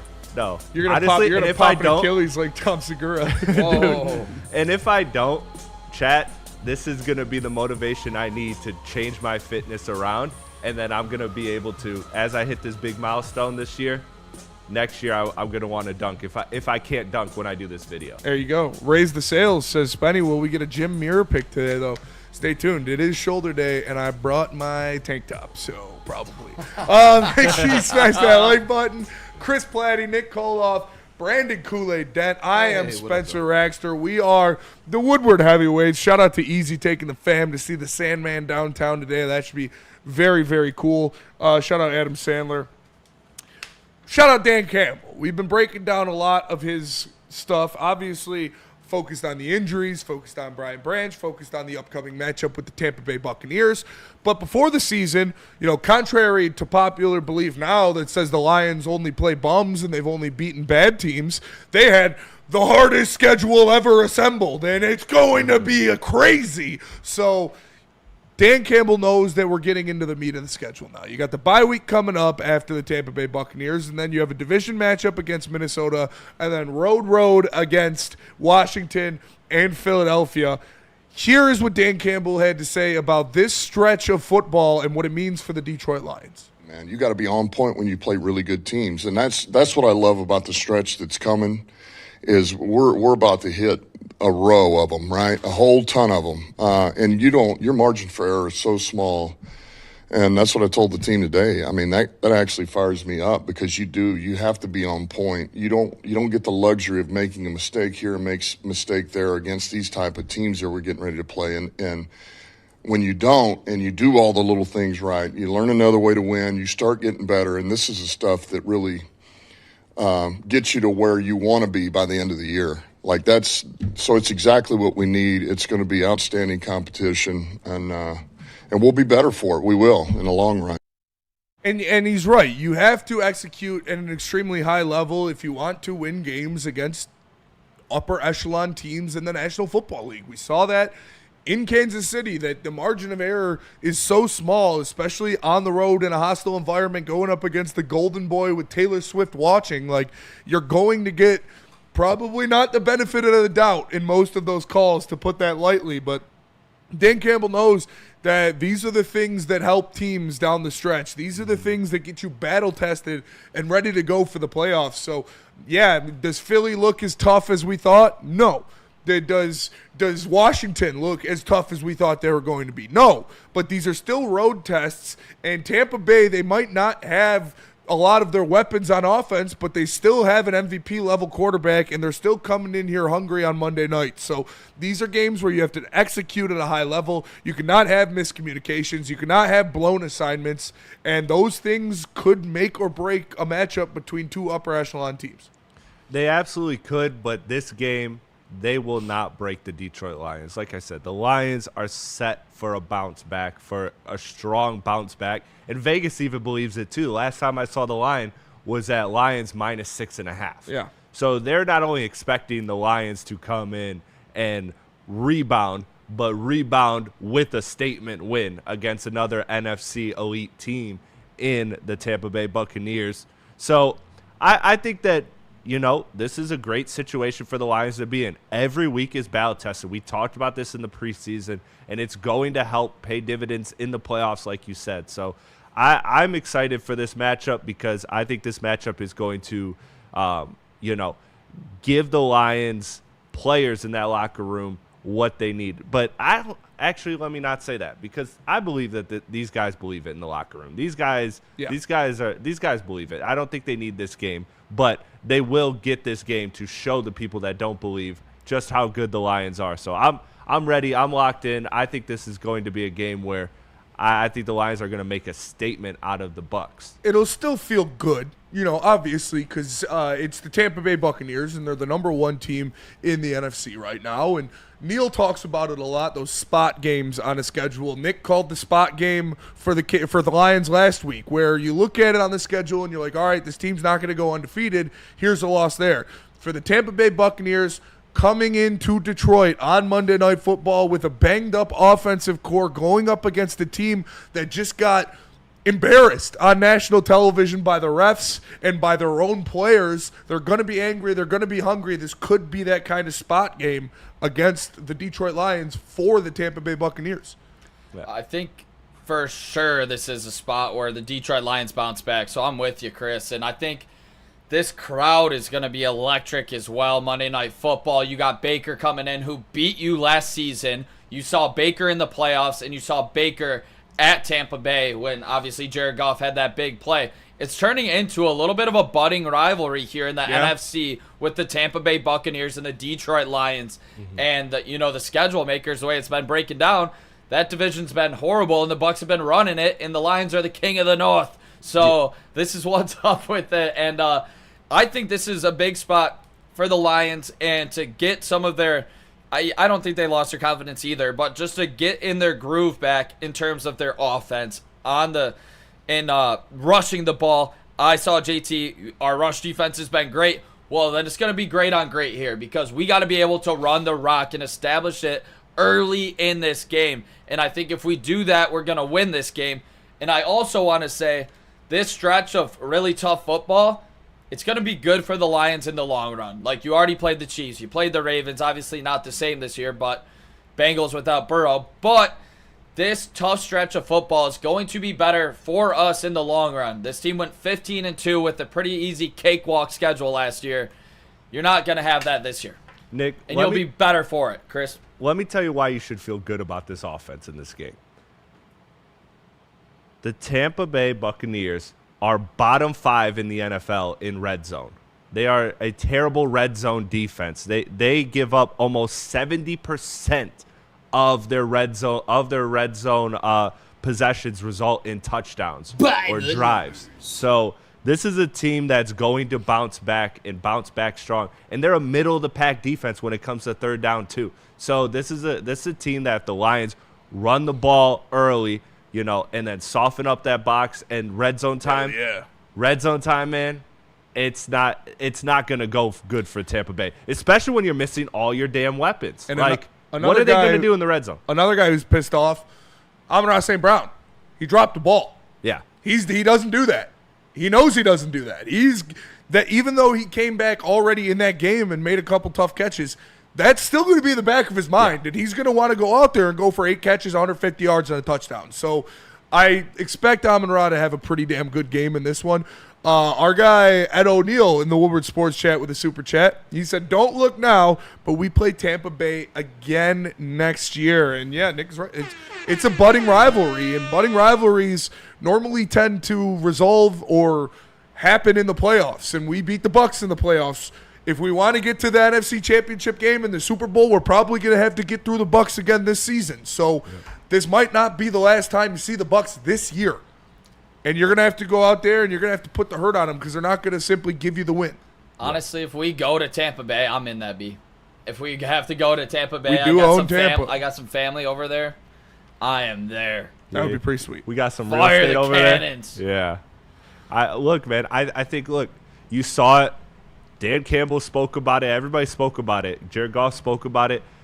This team was getting field goals instead of touchdowns. I just feel like this game, it's going to be the reverse. That's what happened the last time we played Tampa in Ford Field as well. Remember, that was the Achilles heel. Was we dominated them in that game in time of possession, total yards. We were so much better than them, but we couldn't score touchdowns in the red zone, and that's what ended up being the deciding factor. And I think that is something that you will see them correct this game. And part of that is because Vita Vea. Yeah. Like, it's hard to score in the goal line against Tampa because Vita Vea stops the run so well. But you're going to have to take care of the ball, and you're going to have to take advantage of your red zone trips. But you brought up a good point, Spencer. This is a double get back for the Lions. Yeah. This is a double get back for the Lions because they lost their last game. I always keep thinking of the last game of us versus Tampa, the playoff game for some reason. But you're right. Not only did we beat them in Tampa last year. 2 years ago. 2 years ago? 2 years ago. 2 years ago, we beat them in Tampa, and we beat them in the playoffs. Yeah. Last year, they beat us in the regular season. So this is a double get back. Not only did we lose last week, but we lost last time against this team. That was last year. We lost to Tampa in the regular season. But I overreacted walking that feels out. like, hey, take a big spread this game, boys. Yeah. I'm feeling good. That the Lions, that's a feel double like- get back. Come on. That feels like it happened before we beat. Wow. Yeah. I walked out. Put the saying house that was on it, kids. That was a number 1 seed defining game. Oh, yeah. I was overreacting. Yeah, I do remember that. All right, let's go to break. We're going to come back. We're going to go around the league. Let's go. With Nicholas Koloff. But first, tell us about Caesars Sportsbook, Chris. Look, I just told you what to do. Put the house on it. Put the $1,000 bonus bet. It's a bonus bet if it doesn't hit, but it will hit. The Lions are going to smash the Tampa Bay Buccaneers this week. This is a double get-back game for them. Go to Caesars Sportsbook, use the promo code Woodward1000 and get your first bet back as a bonus bet if your bet doesn't hit. Just scan the QR code above my head and please gamble responsibly. Into any Lady Jane's Haircuts for Men today. Open 7 days a week. Sit back, relax, and enjoy precision haircut, scalp massage, hot leather neck shave, and hot towel treatment from one of our talented stylists. Step up your game this season and take advantage of our $20 haircut special. Scan the QR code and get your coupon today. Lady Jane's Haircuts for Men, the ultimate haircut experience. Open 7 days a week. Walk-ins always welcome. Lady Jane's Haircuts for Men, it's wicked awesome. Congratulations to the real coach of the year, Motor City Dan Campbell. Just put your head down and go to work. It's about to be fun, man. It's about to be fun. Woodward Sports. How do people feel about getting a Planet Fitness membership for $15 a month? How do they like working out in a clean and spacious gym that's filled with equipment for every workout? And how about free fitness training in the judgment-free zone that leaves them feeling energized all day long? Join Planet Fitness today with the free PF app, online or in club, and start getting that big fitness energy for $15 a month. The best drink in the game right now. You guys know what it is. It's Sun Cruiser Vodka Iced Tea, and they're paired with Woodward Sports Network all football season long. Everybody here absolutely loves them. You guys got to make sure next time you're in the store to go pick up some Sun Cruisers and let us know how you like them. Let us know which flavor is your favorite. They are the only drink. If I'm going to the store on a big football weekend, I'm picking up Sun Cruiser without a doubt. And when we have the watch parties, you know we are always drinking Sun Cruiser here. Go pick some up and let us know what you think. Please drink responsibly. The boy Kim Jong-un starting the Jared Goff chant in the Woodward Sports chant. Mr. Worldwide is what they call him. And welcome back to the Woodward Heavyweights. Smash the like button and share the stream. Chris Platte, Nick Koloff, Brandon Kool-Aid Dent. I am Spencer Raxter. We are the Woodward Heavyweights. Easy taking the fam to see the Sandman downtown tonight. Nick, take us around the league. All right, fellas, packed week in the NFL. Commanders fans thought they'd get lucky last night, but turns out their significant others were just a little moody. Jake that is, scoring 13 of the Bears' 25 points and a game-winning field goal. Are the Bears a playoff team in the NFC? No, the Bears are not a playoff team in the NFC. I think it's going to start coming back down to earth for the Bears and the Vikings. I don't think all 4 teams in the NFC North are going to finish above 500. So the Bears are looking better, but Caleb Williams still not grasping the offense fully. They've had some bad lapses in that, and Colston Loveland not taking the strides that he like. Cole Kmet's better than Colston Loveland right now, but no, I don't think the Bears are a playoff team. I think they're going to fall a little short, but I could see them winning 7 games, 8 games. They're winning 6 or 7. Yeah. They're winning 6 or 7. No, I don't think that this is why I said the NFC North is not the best division in football. It's because I believe it's not even the best division in the NFC. The AFC's got it by a landslide when you got the Chargers, the Broncos, and the Chiefs. I don't care that the Raiders exist. Those 3 teams are damn good football teams. And if not, then the Lions just lost to a bad team. So pick what narrative you want. For me, the NFC, I'm looking at the fact of like, look, I like the NFC East with Eagles, Commanders, Cowboys don't look half bad. And I know they lost to the Panthers. Yeah, they look pretty bad. Coach of the year candidate though. I already cashed it out. Maybe it was you cashed it out. Yeah, I got $9 after they beat the Cowboys. It went from $5 to $9, and I cashed it out. That's great. But and honestly, even the Giants. I mean, the Giants have looked good. I just think I can't take these 2 teams in the division seriously until I see consistent good quarterback play. And I haven't seen that yet. I've seen great first drives from Caleb. I've seen great moments from Caleb. I've seen what have I seen from the Vikings? I don't know. But when it comes to quarterback play, so we know they have a good roster outside of their quarterback. So, but look, it's a quarterback league, and I think that you're not worried about the Bears at all. I think they're a 6 or 7 win team. They've still shown me a lot of inconsistency. Kool-Aid, are the Bears a playoff team? Not at all. Not at all. You know, you can look at some of the things they've done and say, okay, cool for Ben Johnson. You're not going to have to face the media and all that noise like AG is going 0-6. But I expect the Bears actually record-wise to look a lot worse in the second half of the season than the start, while you got some teams still figuring it out. They got the Saints, the Ravens, the Bengals, and the Giants. I wouldn't be surprised if they go 3-1 in that stretch. The Bears are going to be a borderline playoff team. Joe Flacco going to put his nuts I on believe Caleb. so. Then they got Vikings, Steelers, Eagles, Packers. Yeah. They play the Browns, and then they finish with Packers, Niners, Lions. Yeah, we'll see. I mean, if they win 3 or 4, they're definitely going to be right there at 7. So we'll see how they do down the stretch if they are able to grow. If they do win 3 or 4, I would be surprised if they won 2 games after that. Because, like you said, after that 8-9 wins maybe. After that stretch, you've got a lot of really good teams. All and right. the Browns. All right, fellas. And the Browns. I mean, I'm not going to say the Browns. They could beat the Browns for sure. Yeah. Party at the strip club in Atlanta last night as the Dirty Birds Magic City, baby. As the Dirty Birds were tossing bills everywhere and gave Buffalo their second straight loss.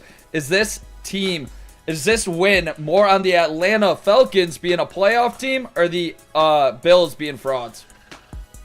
Ooh, man, that's a good question because I don't think Atlanta's that good. I mean, they have the weapons, but again, can they piece it together? Can they stay together? Is that defense really as good as they is? I think it was Josh Allen having his yearly cousin game. Like, you talk about Josh Allen, he either plays like the best quarterback that has ever touched a football or a giant dumb baby. And he was playing like a giant dumb baby in this one. And, yeah, the Falcons, their defensive line is pretty good. They have a pretty good rotation there, but I think this one's more on the Bills. I do. Yeah, I just look, every time you want to buy stock on the Falcons, they find a way to tank their own stock. So to me, I look at this as are the Bills overrated? Perhaps. I mean, look at their wins. Yeah. Look at their wins and even some of their losses. They've lost to teams that I think are okay or fine in Atlanta and New England. But they've, the Baltimore Ravens, that loss too. Fine, dude. New England's pretty fucking good. I'm not buying New England yet. I'm not buying New England yet until I can see We'll get to them later. a consistent performance from them. Although Drake May does look really Drake fun. May's been slinging that So bitch. maybe I'm gonna be wrong on that one.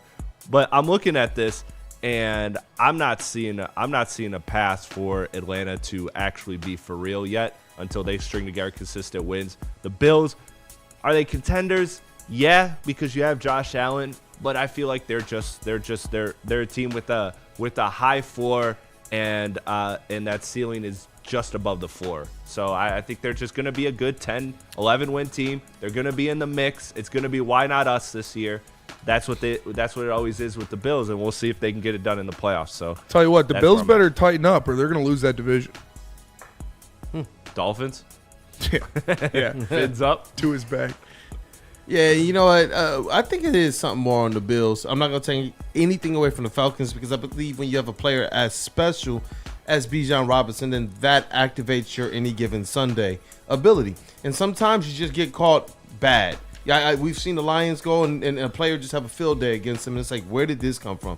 That, to me, I think that factors in, as well as the Bills being caught off guard.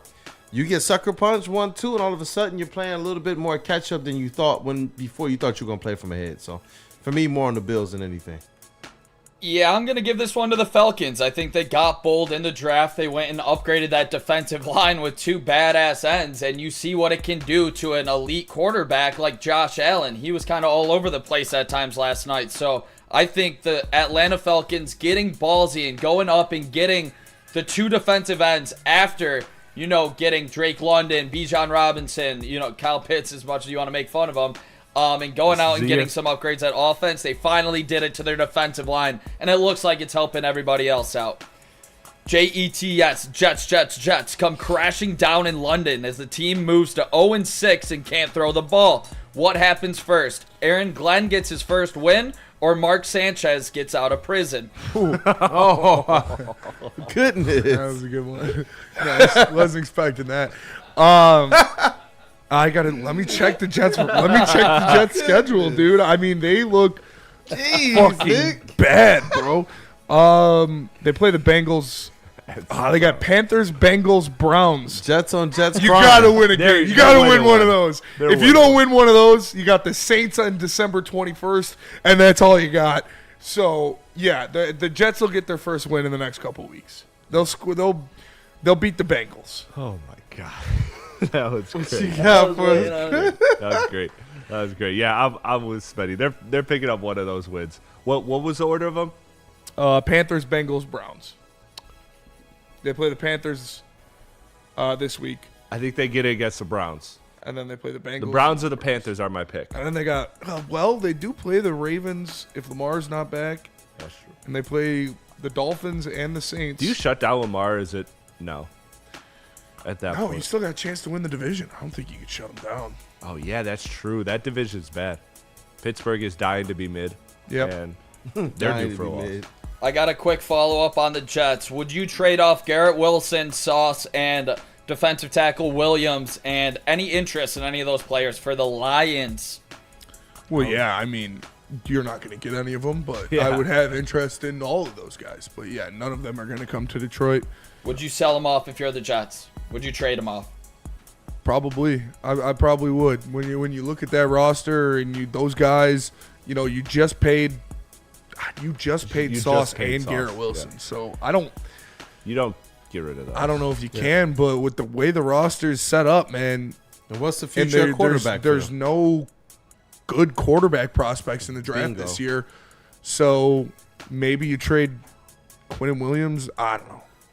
They're going to trade somebody. I doubt they'd blow it all the way up, but no. You got to build some assets. You got to build a better team around those guys. This is the NBA. They're not gonna blow it up and tank, but I think they are just gonna take a shot on the best quarterback. They're definitely gonna have a chance. It looks like record-wise to have a shot at the best quarterback, and I think you see. And look, maybe that quarterback is good. Maybe that quarterback is what it takes at the NFL level, and then all of a sudden you have those pieces, because once you have a quarterback, you want each of those pieces that they have. So I think you just roll the dice on a quarterback. I think that's what you do. Edric Shelby in the Woodward Sports chat. Yeah, we're going to go to break, and then we'll finish the Around the League. But before we do that, Edric Shelby in the Woodward Sports chat says, "Oi! What will it take to get rid of a boy JG to get serious consideration in MVP voting this year?" he's a Shelby, like Peaky Blinders. But for JG to get actual, he's gonna. They've got to win. They've got to win the division. They've got to be fighting for the number 1 seed in the NFC, and he's got to continue to do what he's been doing. So if they win 12-plus games, he's going to get some serious MVP votes. And if you beat the MVP frontrunner right now, that definitely helps. that is a statement game. Remember, we talked about it with Josh Allen versus Jared Goff. Can Jared Goff swing it against the Bills and Josh Allen? And he could have if he had a good performance, if he went out there and balled. Right now, Baker's the top of the MVP list. Go knock him off his head. Go outperform him, and then that really helps your narrative, and then obviously continues team success. Absolutely. All right, let's go to break. We're going to come back. We're going to finish Around the League. But first, Kool-Aid, tell us about BlackRock. Hey, you know what? Gladly. We had a beautiful spread here, courtesy of BlackRock. Shout out. Hey, the fellas, we still got some leftovers, man. So BlackRock is doing us good in more than one way. And you guys need to make sure that you get over to BlackRock so they can do the same for you. If you're looking for dinner plans that sizzle, head to BlackRock Bar and Grill, home of the steak on a stone. Try the steak and lobster for just $19.99 now for a limited time. I'm telling you guys, when I first went, I was a little skeptical of the stone. Now, that's the only way I really want my steak. I got to be honest with y'all. I'm not even lying to you. So, other thing you guys got to do, I haven't tried it yet, but maybe you could try it and tell me how it is. Braylon's beef, 20-ounce, hand-cut, New York strip. Love Feast like a beast. Shout out to Spin Dog. Also, try the $14.99 fish and chips all day, every day. Cheesy pull-apart bread and their famous chili. Back for a limited time. Don't forget, Lions win, you win. Stop in the BlackRock after a Lions win and get a free appetizer. Hey, see what they're doing for you? Let's rock.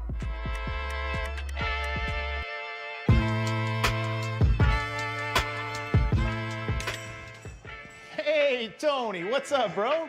Same circus, different clowns. For sure. You want the usual, the big zip? You know me too well.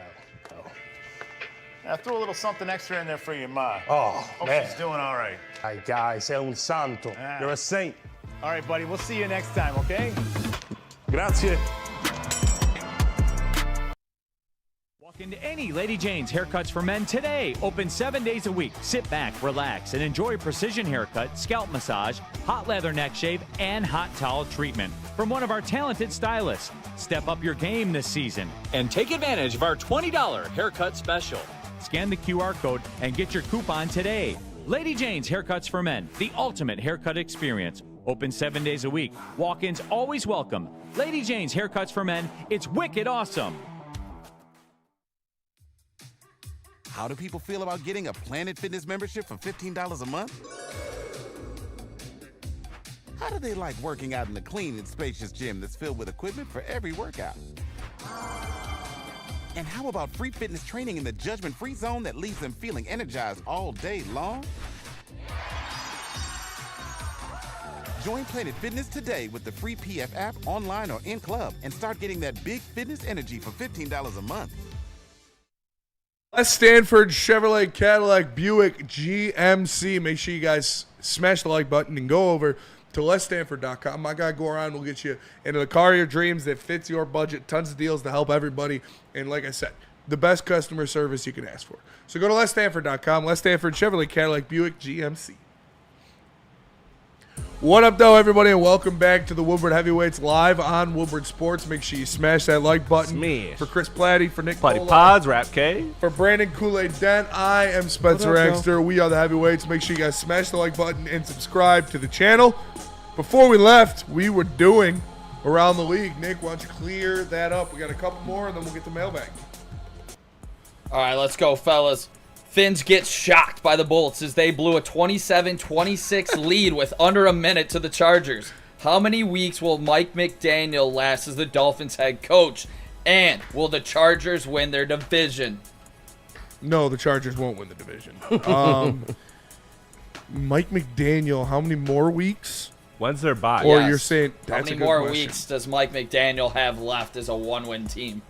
I'm gonna say 3. I don't know when their bye is, but I'll say he's got. Let me check their schedule. Yeah. Because that's my bet. Whenever the bye is. Whenever the bye is. Give I him a don't little think extra you time to let it pack. rock this whole season. Let's see. You got Ravens. They should win that game. You got oh wait, no. All right, you got Browns. That's a toss-up. Falcons. That's a loss. Ravens. They should win. I think if he loses to the Browns, they fire him. I think if they lose to the Browns next week, I think Mike McDaniel will be fired. Did they already have their bye, or when's their bye come up? Especially if it's. I don't think they did have their bye yet. I don't see the bye week. I don't know.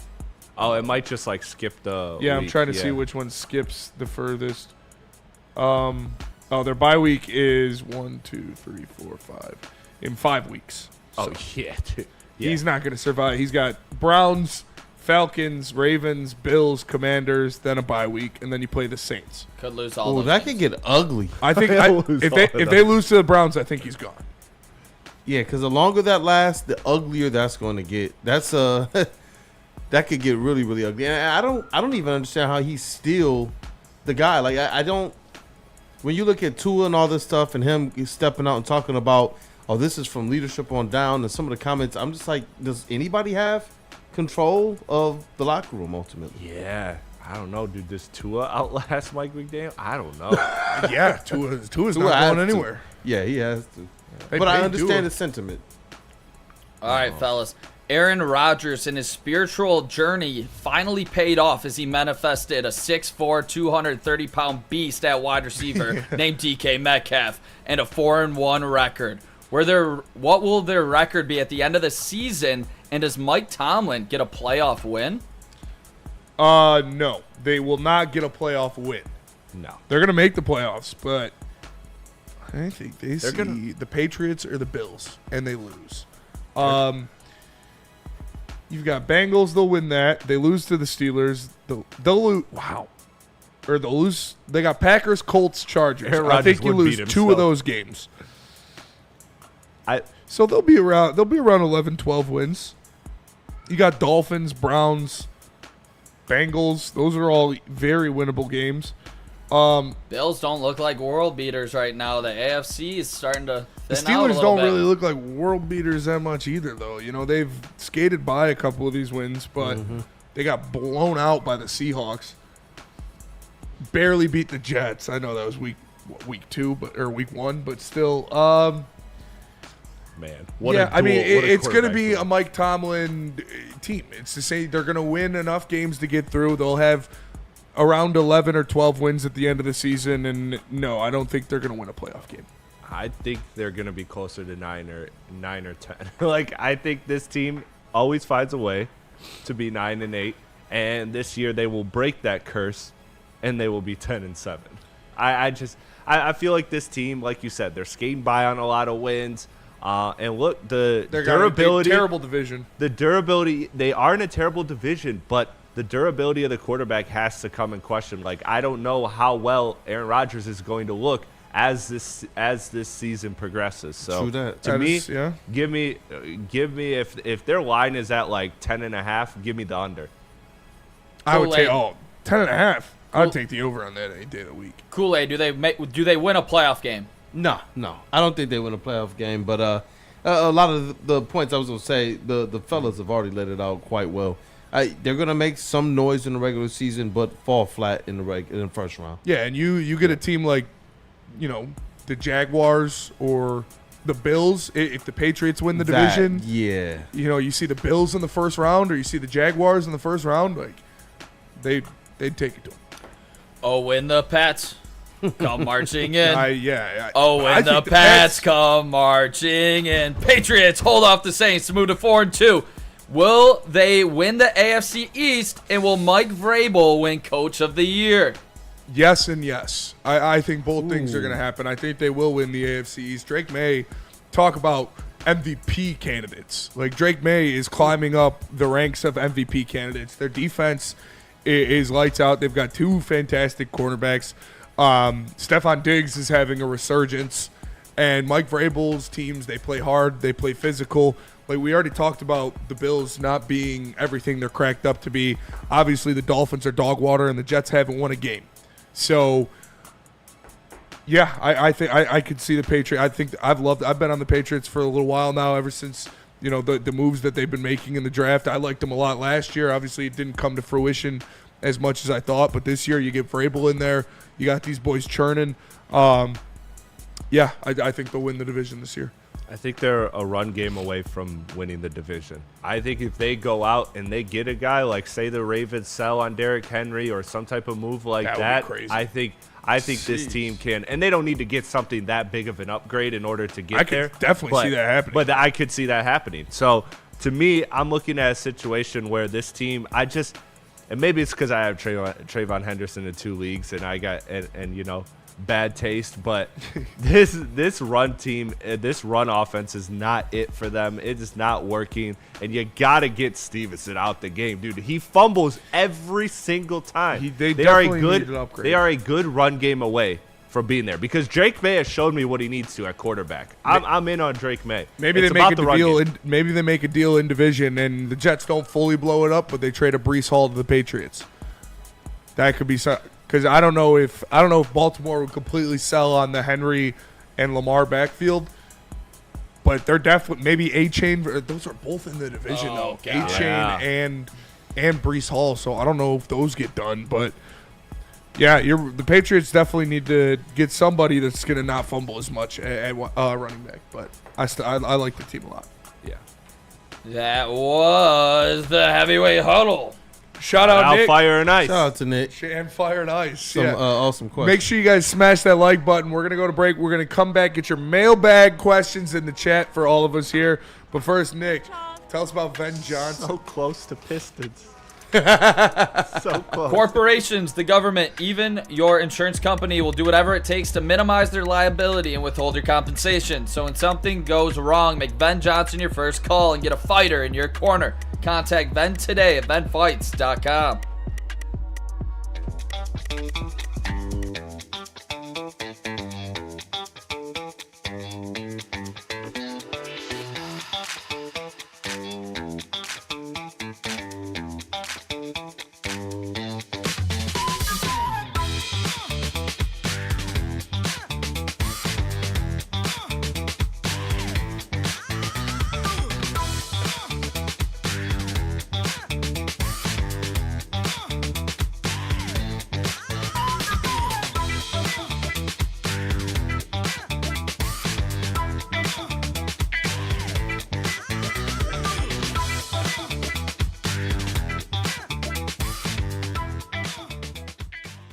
Why do we fight?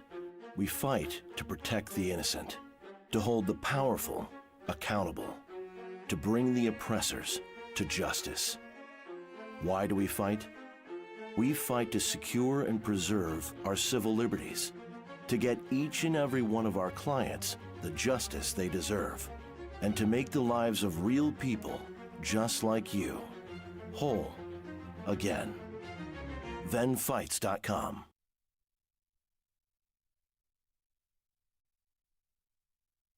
All right, guys, let me tell you about something that takes a chill game to the championship level. That is Gold Crown. You know the slogan, smoke like royalty. Gold Crown is a Michigan brand through and through. Some of the finest cannabis products in the state. Whether it's their Crown Jewel gummies packed with flavor and effects that'll keep you vibing, or their infused Jester pre-rolls that hit harder than a Lions linebacker, Gold Crown is all about giving you top shelf quality without the royal price tag. All rise for the reign of royal highs, only with Gold Crown.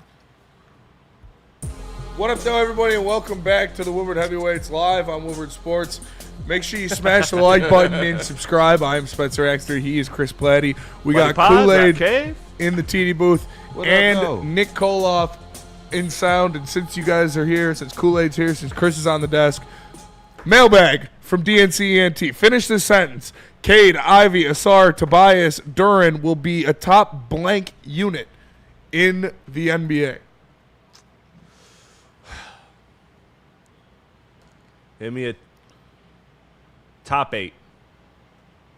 Top 8. There'll be a top 8 team in the league? Yeah. Top 8 in the entire league? In the entire league. In the NBA. You're talking that 5-man lineup, That right? 5-man lineup. Yeah, I think that could be. Starting 5. Yep.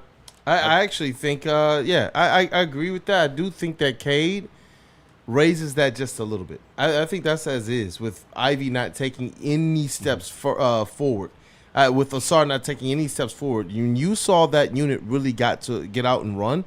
I liked it. We didn't get to see a lot of it until the playoffs, and you understand that's a different level of basketball. But overall, I think that they have an opportunity, honestly, to be a solid top 4, top 5 in the East. Cade, a top 5 MVP candidate, and to really be one of those top 4, top 5 units in all in the NBA. I really do believe that. I mean, look, you're speaking to the choir here. Cade, top 5, Kool-Aid. I actually put a little graphic in there for you about it, because I think Cade has a real chance at being top 5. When you look at it, I looked at the last 5 years, and I really kind of focused on the last 4, because you know who was 5th in MVP voting 5 years ago? That was Chris Paul with 16 points per game. That's not happening again. So that's not a qualified top 5 MVP. Didn't he have like 12 assists per game? No, he had like 8 assists. Or his assist to turnover ratio was insane. Yeah. His assist to turnover ratio was great. But if you're just doing this, I did a little formula thing. If you're just adding up the basic points, right?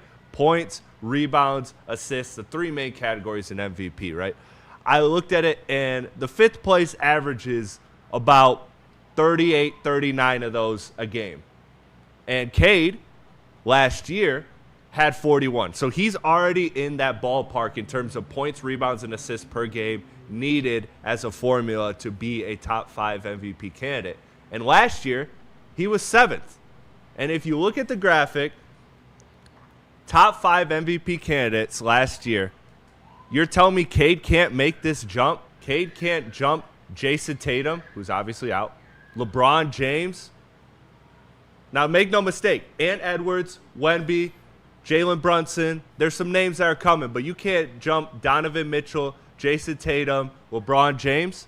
I think you can. I think you can, And too. I think the only thing that you have to do in order to be a top 5 candidate, the only thing Cade Cunningham needs to do is be a 50-win ball club, because all of the last top 5 MVP candidates were 50 and up in terms of wins, and I think they can get there. Their over-unders at like 46.5.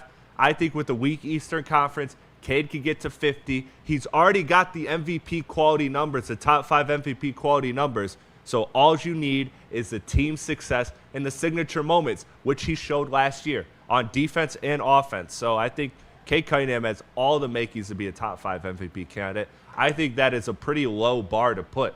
I think if you're looking at Cade, I think the question is, can he be all NBA first team? I think he has to be if he wants to be a top 5 MVP candidate. Well, yeah. He probably, I mean, those two things probably would go hand in hand. You just don't know if it's like Ant, Wemby, and Paolo are all in the MVP conversation along with Jokic. I did put money on Wemby MVP. It's too early. But he's coming. Look, that's what I'm saying. Like, Cade in that graphic, you think, jumping 2 spots, that's very easy to do, especially when one player's out for the year. But, I mean, look, you got a list of guys that are coming. Ant, Paolo's Wemby, coming, Wemby, Ant, Jalen Brunson, with New York being a good team. Those are players that are going to be there. Jokic, SGA aren't going anywhere either. It's going to be tough to crack. The reason why I do believe he has a good opportunity, though, is because when you mention a lot of those other MVP candidates, they got other MVP candidates or all-stars or all-NBA players or all-NBA or all-star type players on their team.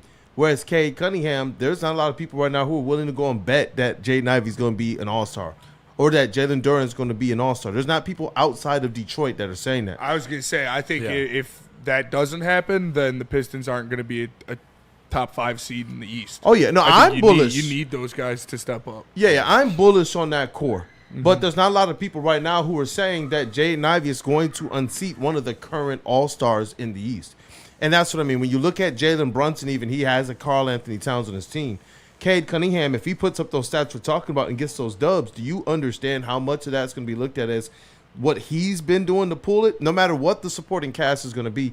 And that's where I do believe Cade Cunningham gets a huge boost, because the offense and the team, it already revolves around him having the usage high. And it already like their chemistry is already so on point.